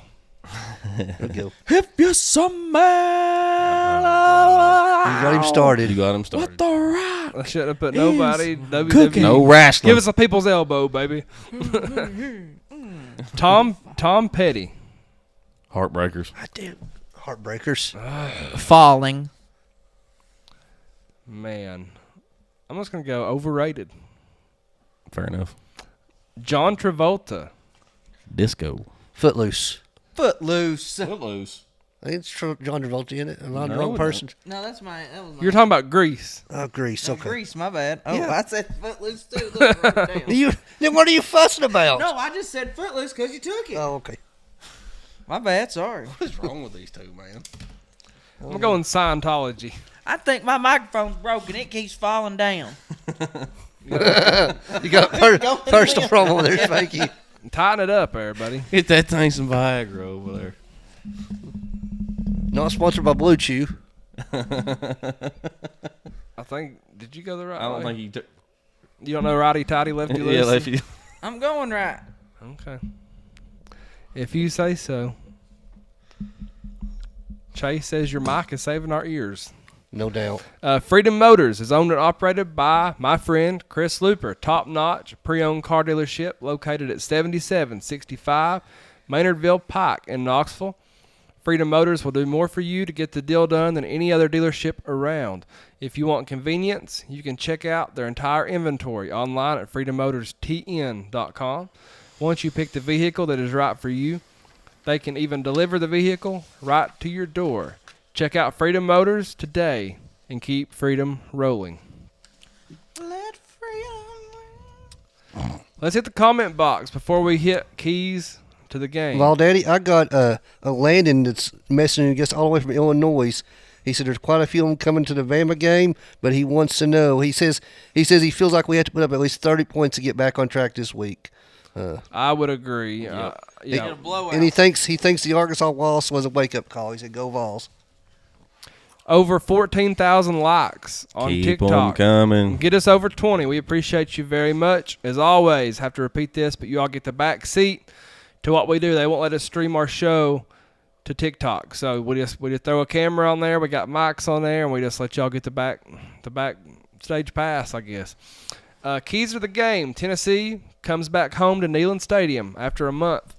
The Florida Gators, hope they get whooped, man. Kickoff will be at 7 Eastern. ESPN will be covering the game, or you can watch it on ESPN Plus as always. Vol time, baby. Florida not is time. 3-2 on the season. ESPN gives the Vawls, as of yesterday, an 86.9% chance to win. Tennessee's also a 15.5-point favorite. I'm taking the points. 66 degrees at kickoff. It looks like it's going to be a perfect night. The Vols will be wearing their classic uniforms. They've not announced it, but that's what it's going to be. There'll be white helmets, orange tops, white bottoms. Let's hit whoever wants to start your offensive keys versus Florida. Mine's just get on top early and just step on their throat, man. Just wear them out all night long. Tempo. Play our game. Light up the scoreboard. Protect our quarterback and run with aggression. And let the young receivers shine. You got to play with tempo this week. We got to get back to our style of football. Keys on offense here is you got to win first down. You got to win the first play of the game. Got to keep the tempo going. Can't play behind the sticks. Can't play behind the down marker. You got to keep it go. You got to go forward. With this offense, you got to be positive here. And the most important key on offense, and it starts with a B. It's called blocking. Blocking. Is it off? We'll fix it. Got to fix All right, TikTok. Spank, will you fix Go fix TikTok? TikTok. We'll go over our offense while you fix it.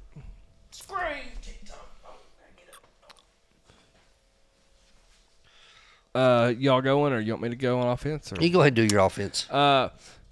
Florida defensively, they're going to do the same thing we talked about earlier. They're going to do the same thing to us as Oklahoma and Arkansas have done. We got to have answers for it. Offensive line, this one's going to be all on you. You have to win. We have to win up front and have to win the line of scrimmage. Once we do that, we can up our playbook. We can open up our playbook. We can air it out. The Florida defense is second to last in the SEC in rush defense. We should be able to put on a show. I want redemption for losing in Florida last year. I want redemption for the showing that we got last week. I want Billy Napier left in Knoxville after we get done with them, Lane Kiffin style. Stay at his mom's house. He go to and cook. Cookville. He go to Cookville. We don't want him. Also, let's not keep the defense on the field all night. That would be nice too, offense. Yeah, give him a breather. All right, what about on defense? I just keep doing what you're doing. Yeah. Just tighten up in the secondary, and we're all right. Continue being dominant up front. Tackle well. Let's create some turnovers this week, and I want to shut Florida out. I really do. Think we can. We're very capable of doing it. Contain both quarterbacks. It doesn't matter which one they have in the game. Don't let them give the big plays because it's Florida. This is a must-win for them. They got nothing to lose here.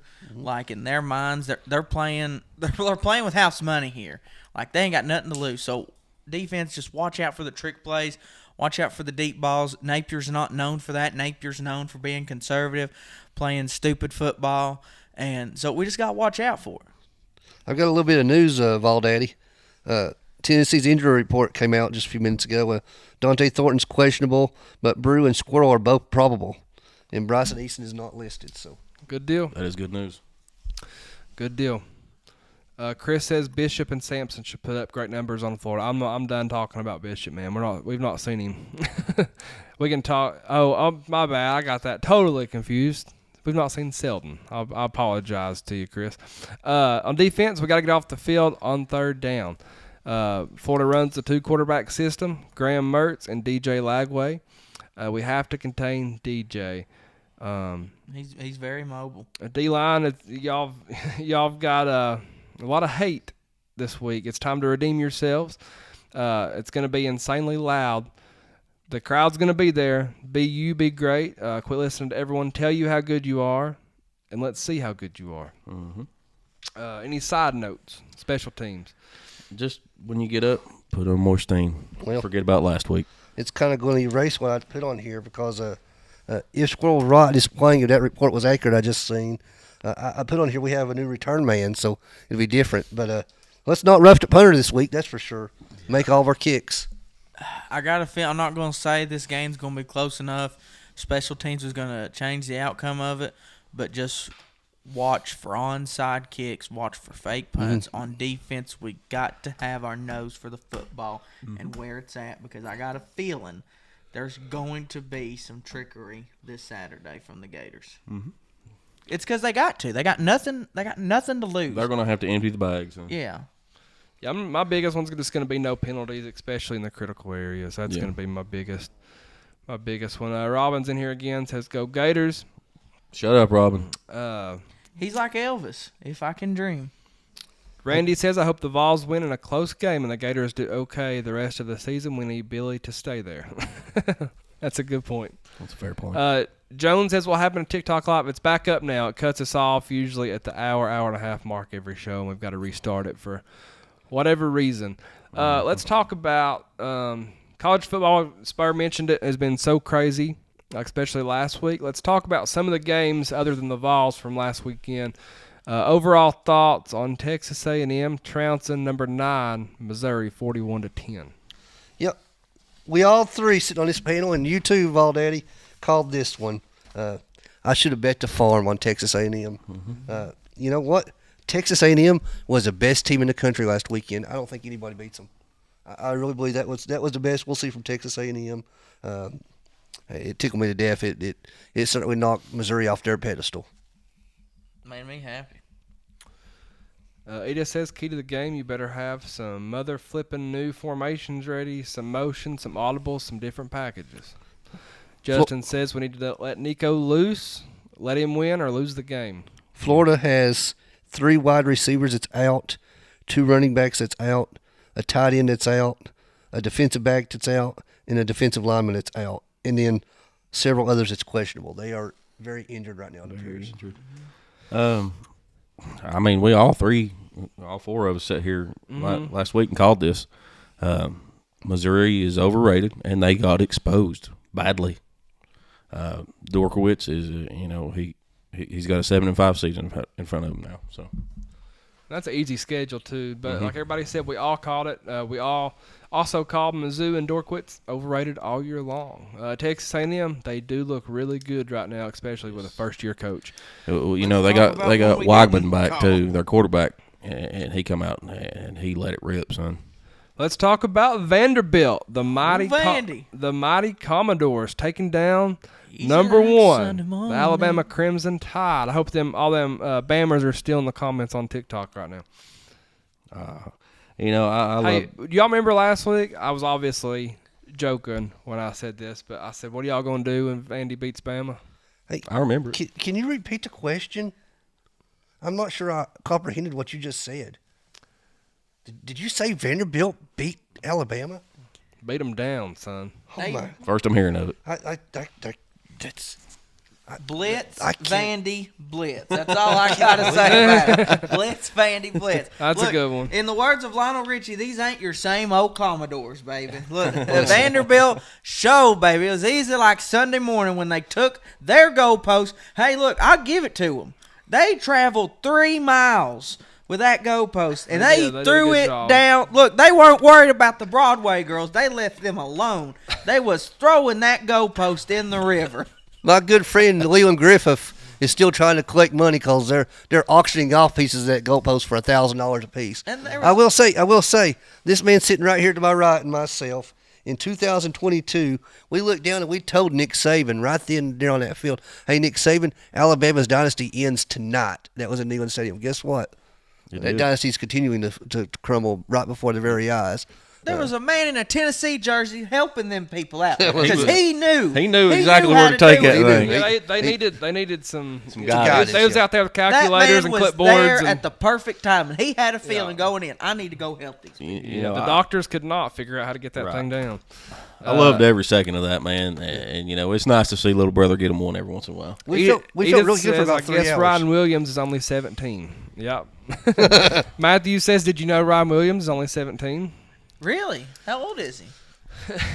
In all honesty, though, do we start seeing more of this with like the transfer portal and NIL? Like, are we going to see the gaps close? I believe so. I love it. I do love it. At first, we thought, okay, the money-powered schools is going to take over, but no, I think it's the opposite. You're not going to see dynasties anymore because, like, for Alabama, for years, they would be the best program, and they could just have 5-stars sitting on the bench. But no, why would a 5-star go sit on the bench when he can go make big money at Vanderbilt or wherever? Well, no. Vawl Daddy said something earlier.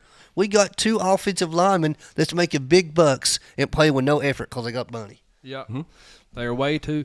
I'm telling you, I know Spanky's heard it. Have y'all heard the Mike Leach rant in the locker room? Like crazy one. Mm-hmm. Okay, yeah. I'm gonna play that before we leave, but that's what they need to hear right now. Mm-hmm. Fat little girlfriends. I love Mike Leach. I'd rather have. Edith says Vandy stormed the field single file. They did. I told Josh as they were storming the field, I said, I'm glad we didn't have to jump down that wall. That was a tall wall. That one would have hurt. I will say this. They did storm the field better than the last time I saw them storm the field. Yeah, there was like 5 of them. That's when you still wearing the blue and orange, wasn't it? That was the last time I ever wore it. I was glad to see 500 people on that field at Vandy. That was pretty impressive. Yeah, did you notice usually when there's a storming of the field, they got the coach surrounded by the cops and everyone's getting out of that? No, it was DeBoer was still out there just wandering around the people. Yeah. Wasn't even phasing him. Then they kept playing the Nick Saban line. Oh, yeah. I would have played it over. It's funny because they had that set up. I mean, they really believed that was going to happen. They played Dixieland a lot, too. Yeah, I heard it. So did Arkansas. Arkansas played Dixieland a lot, and they played Rocky Top. I don't blame him. I would have too. Can we not talk about it anymore? All right, let's talk about unranked Washington beating number 10 Michigan. Yeah. Big shocker. No Not surprise really. at all. Not really. Just kidding. We've trashed them all year. I love to see it. I love seeing. I don't know if I like seeing Michigan get beat more or just the media getting beat just because they continue to hype them up. I like the media getting beat. Yeah. You know, we all said it all year, last week, everything. They're terrible, and they're going to continue to be terrible. Yeah, just pure garbage. Yeah, not much luck for either of the M logos. Unranked Minnesota beating number 11 USC. Row that boat, baby. I hate USC. I hate Row Lincoln the Riley. boat. I Hey, love guess this what? as well. USC's overranked once again. I'm a little surprised at this outcome, but Minnesota always wins a game like this every year. Yeah. Every single year. year. PJ Fleck is a great coach. Row the boat, baby. Row it. He wins just enough games every year to keep his job. That's all you got to do. Other notables are unranked Syracuse beating number 25 UNLV. Unranked SMU beating number 22 Louisville. Miami barely squeaked by unranked Cal. A horrible week to be a top 25 team, that's for sure. Especially in the top 10. It doesn't make our loss any easier to take as a fan, but in the grand scheme of things, it's not the end of the world, boys. Nope. Guess what? We get to play football again on We Saturday. do. Tennessee still has a shot. Everything's still on the table for us. There's just a lot more to eat. Almost every prediction still has Tennessee in the playoffs. A lot of them still have Tennessee hosting a playoff game. Trying to be optimistic, but time will tell. But the goals that we've had all year, they're still right in front of us. They're still very attainable. Thank you all for listening to that segment presented by VFL Stephen Hensley Insurance and Realty. Stephen is from my hometown. He's a former Vawl for life and literally the best agent you're going to find in East Tennessee. He's done over 500 real estate transactions in the last 3 years. That says a lot with the economy and the way it's been, including helping former NFL great and Super Bowl champion Rodney Harrison and his family purchase their Knoxville home so they could come watch their son, Christian, play at the University of Tennessee. Stephen played 3 seasons as a walk-on under Philip Fulmer. In his senior year, he played under Lane Kiffin. He initially went to Tennessee as a wide receiver, moved to backup punter his junior year, and he finished his senior year at running back. Call or text him anytime, 865-742-1672. That's his direct number. Again, that's VFL Stephen Hensley Insurance and Realty. I've seen that he's got a new listing in Morgan County for Sunbright. You can come be my brother's neighbor, and it's a very nice place, a 3-bedroom for under $200,000. So give Stephen a call for sure. We'll be right back. Still a lot to do and discuss. Share this out to your friends. Please, let's have an awesome show tonight. Sit tight. Checkerboard, check the score. We gonna be on top. We're all ball, bring it on down to Neyland Stadium. 100,000 can't get louder. Gators come and get your song. Yeah, we'll be singing our song. We're all ball, bring it on. We're all ball, bring it on. The Vawl Navy's getting crazy on the Tennessee. We're tailgating, just waiting for that power tee. We're all ball, bring it on down to Neyland Stadium. 100,000 can't get louder. Bama, come and get your song. Yeah, we'll be singing that song. We're all ball, bring it on. Bring it on.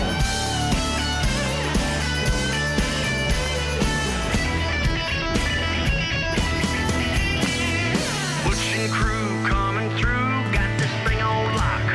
Check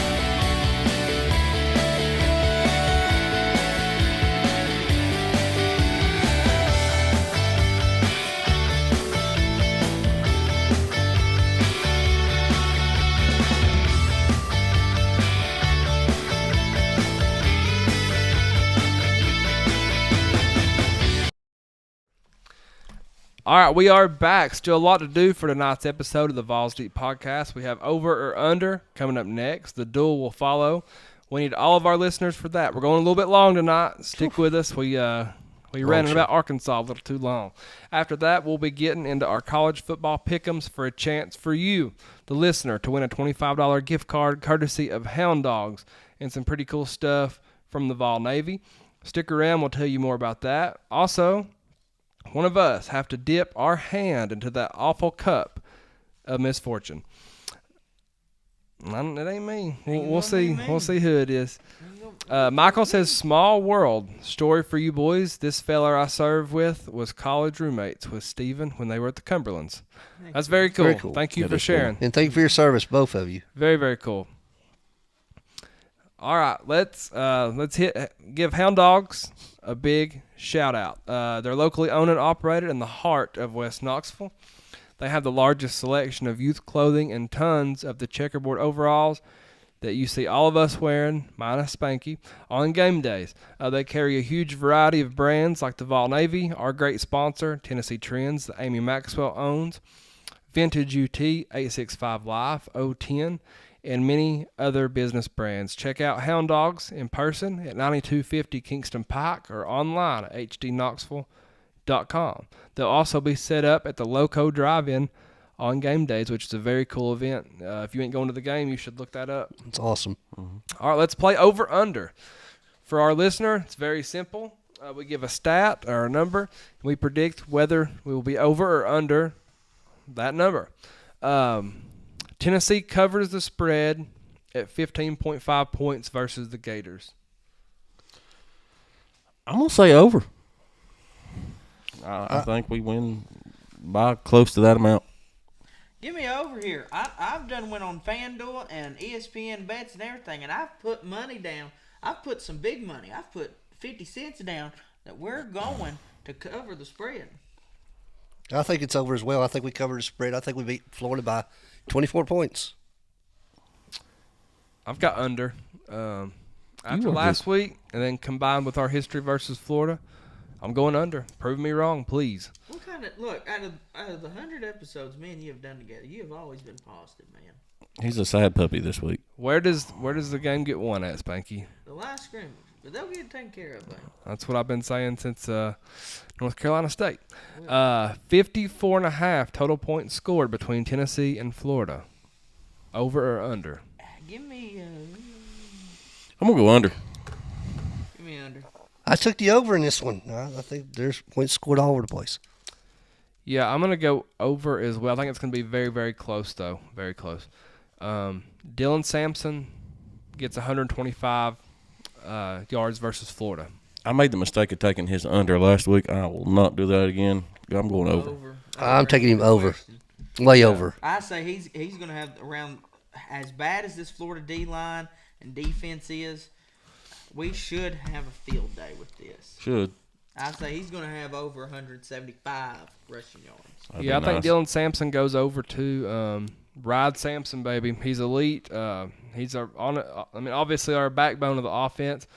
We need him now more than ever. And like I mentioned before, Florida's got the second to worst rush defense in the SEC.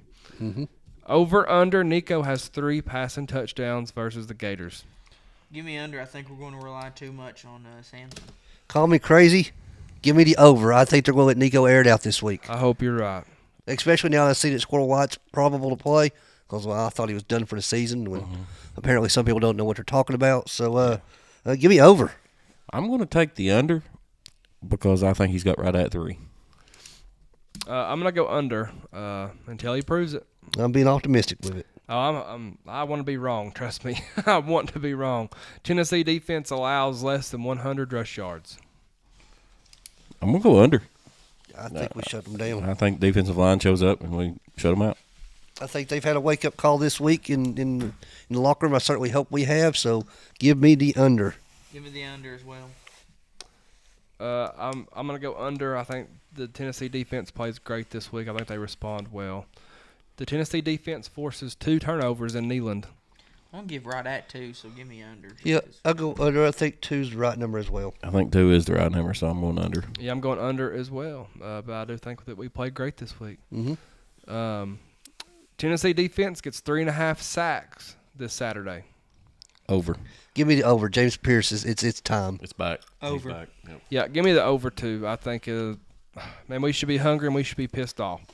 What's your biggest concern personally between the Vols and Gators? The Florida curse.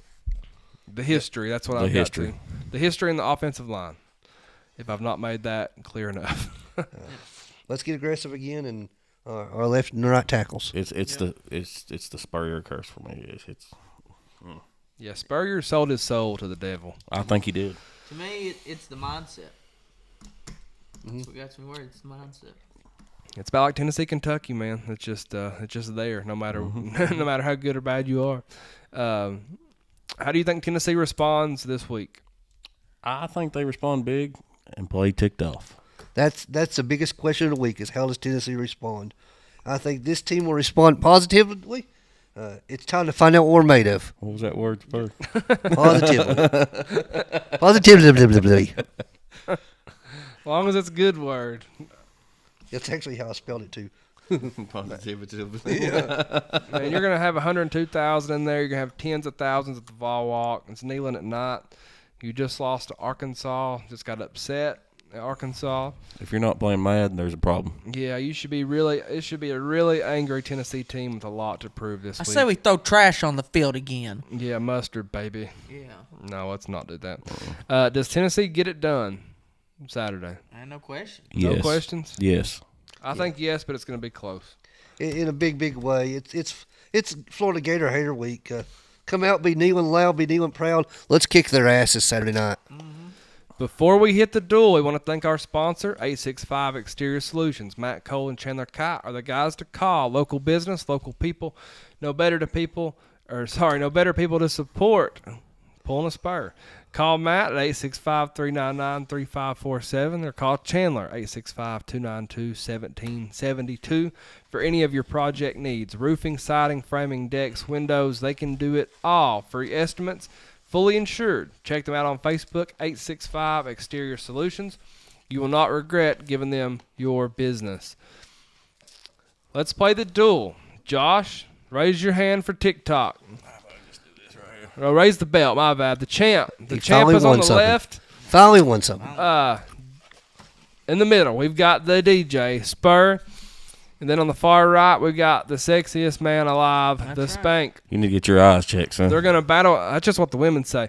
Battle it out. They're going to battle it out over 5 tough questions. This is listener voted. Edith women. That's what Edith says. We're going to basing off Edith. That's our biggest fan. So in the comments, you have to cast your vote for these 3.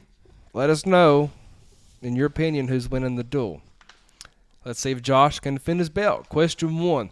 What is Tennessee football's biggest issue? What do you blame? And what must Tennessee correct to win versus Florida Saturday? Quarterback protection. Quarterback protection. We all going with the same answer here, boys? Probably. Because John Campbell and Lance Hurd was simply terrible against Arkansas. We all saw the replays of Arkansas ends just running around Lance Hurd untouched. This cannot continue. Both Campbell and Hurd are better than what they've been playing. If they're injured, then replace them. If it's an off-the-field issue, then deal with it. Whatever the situation, it must improve for the Vols to reach their goals. I'm going to go with the problem right now is the offensive line. But I'm going to go with the problem on Saturday was, I'm going to go out on a limb. Yes, it was offensive line.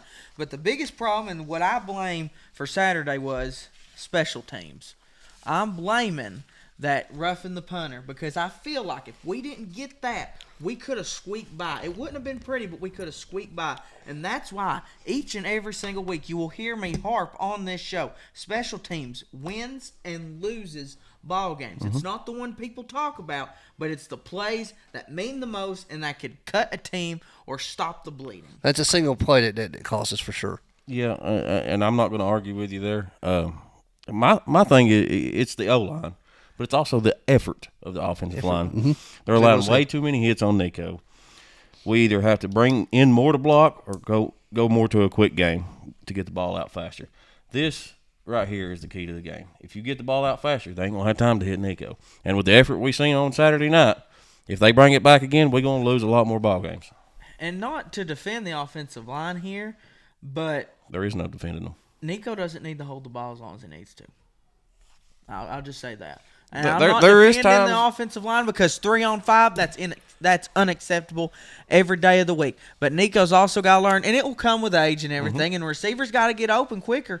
You got to know as a wide receiver, hey, my homeboy here, he ain't got much time. I got to do everything I can get open for him very quickly. And Nico's got to learn, Okay. oh, crap, Or I ain't Russ. got So much time. so here's the thing. Okay, Nico's a freshman. Yep. Those two tackles that we was talking about earlier, they're seniors. Our seniors. They are. They know better. And like I said, I'm not defending them or nothing. I'm just stating, okay, other people got to do their jobs as well. And Nico's got to use his legs more. He's got to get out Absolutely. and take the 6 yards if it's given to him. You just got to nut up and run. Take what's given. Take what they're giving you. All right, question 2. How good is Vanderbilt? How are they going to finish the regular season? Can't believe I'm asking this question. We got to remember that they're still the same team that lost to Georgia State 3 That's weeks ago. exactly what I wrote down. I think 5-7 or 6-6 is the rest of their season. Oh no, man! They are going to a bowl game, baby. You can go to a bowl game at 6-6, Spanky. Well, look, no, they're going to a nice one. They're not going to a one where they got to pay half the payment on the hotel. That hotel is going to be covered, boys. Vanderbilt is going to have a 7-win year. I don't even know who the heck they play. I didn't even have time to look, and I don't even care to look. But I know this: the way they played last Saturday, They're they not deserve to win 7. They lost to Georgia State, then beat Alabama. But they beat Alabama. As an SEC team, you don't go on the road and play at Georgia State, let alone lose. they to lost Georgia on the State. road. You know what? They beat Alabama. Hey. Something some SEC teams can't seem to do. You know, college football's crazy. They're better than what we thought they are for sure. The question should be, how bad is Alabama? That's the real question here. Or how bad's Georgia? Alabama could implode, and I absolutely love it. I but love but every second of that. Vanderbilt, props to you for 1 week. Next week we hate you Good again. job, guys. Yeah, anchor down. Proud of you, little bro. Let us know in the comments. Who's winning the duel? Edith says Vandy's going to beat Texas. Wow. I That doubt would be that. amazing. That would be crazy. All right. After 6 weeks of college football, who is winning the national championship this year? Hate to say it, but it's going to be Texas, I feel like. I just feel like they got so much offensive power. They got so many weapons. Quentin Ewers, he's a special athlete. And heck, if he goes down again, they got Arch Manning who can still lead the way. I'm trying to go somewhere different here. So I'm going to go against the grain, and I'm going to take the field. So it's going to be someone we don't expect. Someone in that 7 to 12 range is going to sneak up because Texas isn't going to win every game this year. They're going to stumble They're gonna somewhere. drop Ohio State's overrated. Oregon's Oregon. You know what? Give me Penn State to upset everybody at the end. Wow. Wow. Whoa. Watch the number So- 12 seed win wouldn't the mind national it. championship. So here- That's how you kick this thing. I went way off the deep end here. There is no favorite. Everyone I looks said, the beatable, field. but everyone looks capable. So I'm going to say it's going to be, you said anybody between the 7 and 12 range, right? Yeah, here you go. I know where he's going. He's going to try to get some votes here, guys. I don't care. Vote for whoever you want to. I don't care. I'll give this belt up. I think it. You know, we're going to wake up this week, He's doing it. He's My doing it. God. and I He's think doing it's it. going to be. I think we could run the table. We could run the table. Everybody's capable. Everyone is capable. Brother, But hold brother. on, I'm not done. Hold Also, on, hold everyone's on, hold on. capable of going to Disney, but not You know, everybody can afford it. I was talking. You know what? I was talking to Vawl Daddy about this earlier, and you was here as well. Mm-hmm. There are 2 teams that are undefeated that are going to play in the American Conference Championship, and then 2 weeks later they're going to play again. You know who it is? Oh, now he's going to try to get to armed forces. oh, Army- God, he's getting that vote. Army Navy. What's You that? are the biggest suck ass I've seen yet. Well, that's fine. I don't care. Man. I don't care. Like Spanky said, vote for whoever you want to. They can see through you like Sharman. That's why I only use Angel Soft, buddy. Look, everyone in this playoff system, every one of them, it's like the old saying, hey, they're fat and ugly, they deserve loving too, okay? Hey. So everyone's on the equal playing field. That's so. Wait, like I said, guys, everybody's equal right now. There is nobody out there that looks like they can That win was it the all. best Miss America answer I've ever heard. Oh, well, whatever. You know, just tell them the truth. Start waving, everybody. Just start the wave. All right. Question 4. If you could bring back any offensive lineman to help this Tennessee team, who would it be? I'd bring him back in a heartbeat, and he'd have on his orange breeches, baby. Give me Trey Smith. I That's wrote down what Trey we Smith. Need Yep. at tackle. Trey Smith. We need Trey Smith at tackle. I don't care. You can put him on the right side. If we're gonna run right, you run right. If we're gonna run left, you run left. If we're gonna pass right, we're gonna put him on the left. If we're gonna pass left, we're gonna put him on the right. Put Trey Smith wherever you need him. He'll say yes, sir. 100%. It's and Trey he will Smith. do his deal. So no Darnell Wright. I thought about Darnell Wright too. down. Yeah. That was the two I wrote down. That Trey was the Smith, two. Darnell Wright, but Trey Smith's the right answer in my mind. Trey Smith's intensity is unmatched. And, you know, he was just out there bullying people when he played. The man fought back from cancer. Mm-hmm. To me, no question. He can fight back through anything. Mm-hmm. I like it. Let us know in the comments. This is the last question. Let us know who wins the duel. With all the upsets in college football Saturday, who is the biggest loser? No Vandy, though. No Vandy in Alabama. Hey, the answer's simple. It's Tennessee. It's Tennessee. We had everything right there in front of us. We'd be number 3 in the country right now with 4 straight home games ahead of us. Mm-hmm. We would have, had we beat Arkansas, Knoxville would be a party right now. Instead, for 2 weeks straight. yeah, instead we're going in there, and then we're going to have fun Saturday, but we're not going in there with our heads held high like we always do. It's Tennessee. All we had to do was score 20 points against Arkansas. You're saying this but we right let that now. one slip away. It hurt. It You're hurt bad. saying that right now, but Saturday you'll be a different person. Oh, we're gonna party hard on Saturday. Then stop. But we'd be partying right now. Well, I mean, we can. It's up to you, buddy. Let's go. I'm ready. Look, the question is, inspection. who is the biggest loser? And you want to tell you who I think the biggest loser is? No, it was not an upset. It's Cal.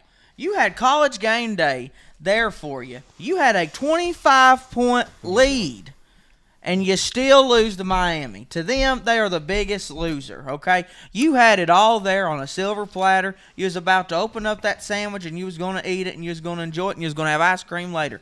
But no, they just folded like a bag of chips. My answer is very simple. It's Michigan. They now have 2 losses on the year, and they have a rough schedule ahead of them remaining.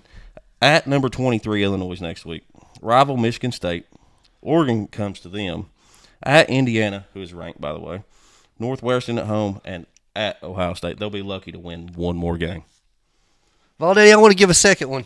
Because I'm going to give an honorable mention to the good old state of Missouri because they got throttled 41-10 against Texas That's A&M. the show me stuff. They showed me how to They lose. dropped 14 spots in the polls. Went from number 9 to what number? I don't know. Number irrelevant at this point because Missouri, nice being at the top, wasn't it? Enjoy your mediocrity again. Enjoy it. Spanky, your dad says if you clean your room, son, he'll give you a vote. Well, that might happen one day.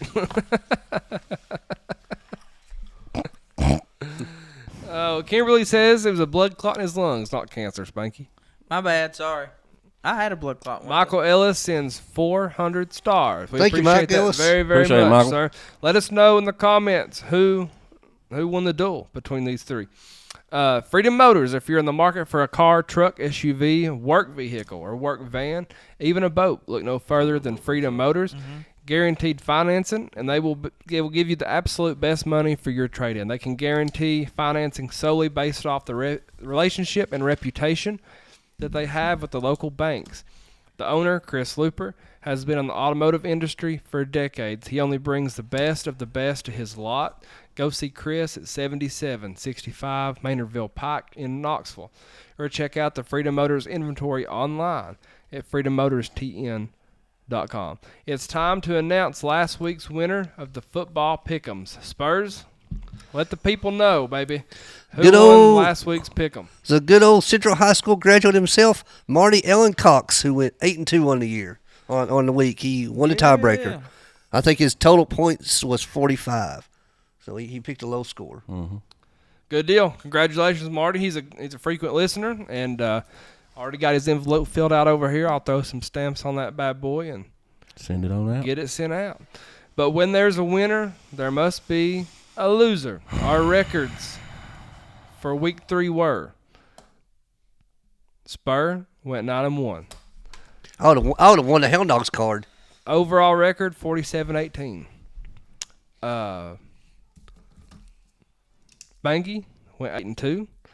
Overall record 44-21. It was that lower end team that got me. Yeah, you messed up there. I went 8-2. I'm 40-25 overall. Josh went 7-3. It's that gun Florida game that got me. Overall record 39-26. So Josh has to draw out of the cup of misfortune right now. He can either do the dare, or he has to donate $25 to St. Jude's No peer pressure, right? Hospital. Hand that cup over here. We're going to shake I'm gonna this give up it a good. shake for a second too, baby. There's some new stuff in here, I believe. Oh, Lord. I ain't put nothing in there. Oh, you should put new stuff in. Oh, I actually put one. I put one new one. I lied. That was like 3 days ago. Spank, you want to shake any? Yeah. Shake, shake, shake. I never want to shake it so hard the top's going to come off of it. Michael says Josh is already huffing. Oh, he's scared right now. He's scared as a sinner in church. He went down deep. Balls deep.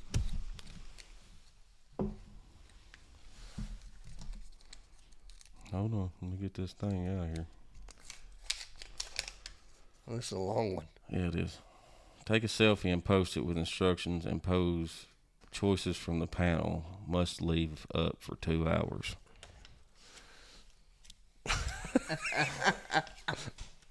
What? That's a good one. What do I got to do? You got to take a selfie and pose for however we want you to pose. And you got to put in the description what we want you to put in the description. And you've got to post it and leave it up for 2 hours. Oh, man. All right. Josh is going to post an embarrassing social media post. I still have to do that too. Dadgummit. Spur, I think you're caught up. Michael this stuff, man. Michael says you got to put Luke's hair on the line. When ain't no way. No, buddy. I'm that working ain't hard on this one. Yeah. No way. You going to do it? You going to donate? I don't trust y'all for nothing. You going to draw again? No, No. let him draw again. No more of that. No more of that. Here, we'll let him draw again. But if No. you draw No, again, he ain't drawing again. got to pull out 2 this time. No. We'll do it. We'll do it. That's Yeah. that's what I'm talking about. All Put him right. in a Cofield shirt. Let me. Yeah, that's what I was thinking. No. You done said you would do it. You said it. You said it. You also said you'd do yours last week, Feel like a too. winner for once, you know? I couldn't I'd resist. burn it right here. I couldn't do it. No. Black makes you look slimmer. Michael Heck, says you that- already got it on. Michael says, "Oh hell, do it." It's funny. Look, you already got black on, buddy. It's Yeah, it's easy. blue and white right there, too, buddy. I know, you got black on, man. I'm good. Hey, you know what the old saying Let's get is, through. once Let's you get go through black, this. can't Let's go get back. through this. All right. So our sponsor, Stephen Hensley Insurance and Realty, donates $100 of every real estate closing to charities. He's already donated over $8,700 in the first 7 months of doing this. Some of those charities include Cofield Mortburg Youth Sports and the Legends of Tennessee Football Camp, which I helped personally put on for our small communities. He's your go-to resource for all things insurance and real estate in our area. 865-742-1672 is his direct number. Call or text him, whichever you prefer. Let him know the Vawls Deep podcast sent you. Edith says make him hold up his combined loss record as a player and a coach. I say we have Edith. I say yeah, that's what I was about to say. I say we have Edith show themselves. Since they're so scared, they don't want to talk to us man to man or man to Hey, Josh, Skinwalker imagine or whatever how, that hey, is. Boner Garage. Josh, imagine how pathetic someone's life's got to be that they can't even go on their own Facebook and comment. whatever. Man, you must have a boring life. Dedicated listener. Man, must have a boring, pathetic life. Dedicated. Like hell's something. frozen over. Spanky and Josh are teaming up against Edith. It's like Hulk Hogan and Don't Macho open Man. that door, buddy. Uh-oh, what are we... Josh is making tag team and Edith. She just No, got excited. thank you. Oh, She just got man. really excited. I'm tagging Spur in on this one. All right, let's hit our football pick'ems for this week. Game 1, Indianapolis Colts at Tennessee Titans. This is tough. This is really tough, Vol Daddy. Joe Flacco was starting for the Indianapolis Colts. They have injuries at receiver. Mason Rudolph is probably starting for the Titans. God, I hope he's starting for the Titans because if Mason Rudolph starts for the Titans, I'm going to take the Titans. So give me the Titans. Edith said she'd be down for that. Give me the Colts. Spur says Titans.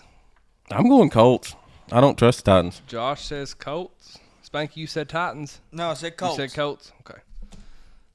And I've got the Colts down as well. All right. Here we go. The Los Angeles Chargers at the Denver Broncos. Not even a question, baby. We are on fire. Bo Nix with 3 touchdowns last week against the Raiders. Give me the Broncos. And you know what? The Broncos are hot. Give me the Broncos. I'm going Chargers. You crazy. I've got the Broncos All right. as well. I didn't want to, but I don't want to either, but they played good. Maybe Booger Boy will come through for you, Josh. Game 3, Detroit Lions at Dallas Cowboys. Give me the Lions. I don't like picking against Dallas when they're at home, but I think Detroit is really good still. So I'm going to take the Detroit Lions to win at home or win on the road. Spanky? Give me the Lions. I've got the Lions down as well, so That's a wash. Darn. that's a wash. Game 4, the Tampa Bay Buccaneers at the New Orleans Saints. New Orleans got exposed the last couple of weeks. Tampa Bay's been on fire. Baker Mayfield. Woo. Been good. Lighten it up, son. Give me Tampa Bay. I'm going with the Bucks as well. Give me the Bucks as well. Bucks around the board. Hey, I wonder how. Well, we got to continue to keep Tampa Bay in our thoughts and prayers. They're getting hammered right now Yes, they are. as we speak. Game 5, let's get into some college. The number 9 Ole Miss Rebels at the number 13 LSU Tigers. It's a night game. At Hot Death toddy, Valley. gosh almighty. You going Ole Miss? Oh, yeah. Always. Josh, you said night game? It's a night game at LSU. Yeah. But I'm going Ole Miss. Wow. You know, I don't trust Brian Kelly. I don't trust Brian. Brian Kelly can't win the big one. Give me Ole Miss. God, I left this one blank. That's how unsure I was. Yeah, I'm It still was unsure a, it was a struggle. the key factor for me is Brian Kelly. Yep. But Lane Kiffin too. Lane Kiffin's very consistent at dropping a big one too. Give me the Tigers I like it. at home. I really wanted, for strategy purposes, I probably should have matched you all. But Game 6, Vanderbilt at Kentucky. This is a sneaky good game. This It is is a a very sneaky sneaky good game. It's a night game as well. At Kentucky. At Kroger Field. Yep. Anchor down. Give me Kentucky. And that defense. This one could get me beat. Golly, after what we seen last week, Vanderbilt just beat Alabama, but they lost to Georgia State. They're going to have that hangover. Kentucky should have beat Georgia. They did beat Ole Miss. Kentucky can't score enough points. Give me Vanderbilt. Anchor down. Ooh. All right. Spanker. Anchor down. I've got Kentucky. 2-2 there. Might not be good the way you've been playing this year. I know, buddy. All right, We're rough. Game 7, number 4 Penn State at USC. Give me Penn State.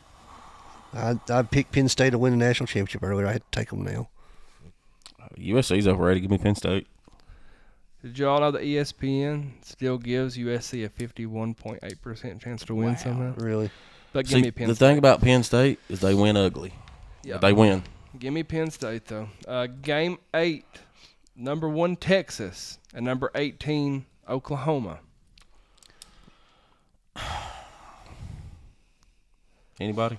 Yeah, I'll go. If there's one thing I learned on our trip to Oklahoma, Vol Daddy, is that Oklahoma absolutely hates Texas. You know, they'll go Boomer, Sooner. Horns down all Boomer, year long. Sooner. Texas sucks. Texas sucks. Not this Saturday, they don't. Texas will beat Oklahoma because, yeah. What does my pick say, Spur? Read it. Fake UT. There we go. Give me Texas. Yep, give me the fake UT to beat Oklahoma. Game 9, this is going to be a dandy. Number 2 Ohio State at number 3 Oregon. Quack attack. Give me the Ducks. Give me the Ducks as well. I'm going to take Ohio State on the road. Ooh, Spur, daddy. Oregon almost lost to Idaho and Idaho State. They looked rough in the beginning. Yeah. They're starting to get it But together. though. they've looked Three good or lately. 4 games they've looked. So I'm going to take Ohio State. Ohio State ain't played nobody. I know. They're about to play somebody this weekend. Yeah. Man. You I know, left this one blank too. I'm gonna go. you know you want to go Oregon. I do want to go Oregon bad, but I'm gonna go Ohio State. It's at Oregon. I know, and it's a night game. It's At Oregon. There's a lot of night games. Just I don't know. I'm just gonna. It's a gut feeling. I'm gonna go Ohio. I want Oregon to win, but I want Oregon to win as well. game 10, sure. the Florida Gators at number 8, Tennessee Volunteers, plus the total points. Give me UT. Final score 42-10. 55 points. Golly, I got 55 points. Okay. 42-10 is not 55. Yes, it is. No, 42-10 is 52. buddy. Oh god. 42 plus 10. Oh, wait a minute. So you want 52 or you want 55, Spanky? Lord. Spanky, let everybody know where you went to high school. Give me 52. Shut up. Give me 52. 52, sorry. I took Tennessee 38-17. I'll take the 55 points. You want me to go, Josh? No. Give me the Vawls. A total of 48 points. I had 48. I'm going to go 38-10, Tennessee. 55. Give me Tennessee, obviously. Give me 56 points. You went one more than me. What's your score, Luke? Give us your prediction, Val Daddy. I just did 56 points. You ain't gonna say you ain't gonna give a doing the score? Math, no. I had 48 wrote down though until Josh took it. You ain't gonna give a score prediction? Just any kind of score prediction? I done said we're not going to cover. Okay. Uh, Do the Spur math. operates the Facebook page for the Pick'ems. Explain to the people, Spur, how our Pick'ems go for our listeners. Should get interesting this week because there's a lot of good games. So go under the Vawls Deep Podcast Facebook page. That page alone, these games will be on there tomorrow morning. Select your picks. The tiebreaker will be total points scored in the Tennessee-Florida game. Please comment only under the original Vawls Deep Podcast post only, not our personal ones. So the winner's going to get a $25 gift card from Hound Dogs and some other cool stuff. So Yep, $25 gift card from Hound Dogs, Knoxville. Some cool things from the Vol Navy as well. Thank you all for listening to us, whether it's live or after we publish our live. Got YouTube back up. We got like 15,000 likes on TikTok tonight. We appreciate that very much. The winner is Spur. The winner of the duel is Spur. It's never going to change. I keep forgetting that. All 51 pounds of it. Yeah, it's 51 pounds of Brazilian steel. Weighs almost we as much as I do. We appreciate all of our sponsors more than we can put into words. We appreciate our listeners very, very much. Had a late show tonight, and a bunch of y'all hung in there with us. We'll see you all. I say next week, but I believe you all may see us Saturday morning with the Vol Navy Live. possible live show Saturday. Stick around. So we appreciate y'all very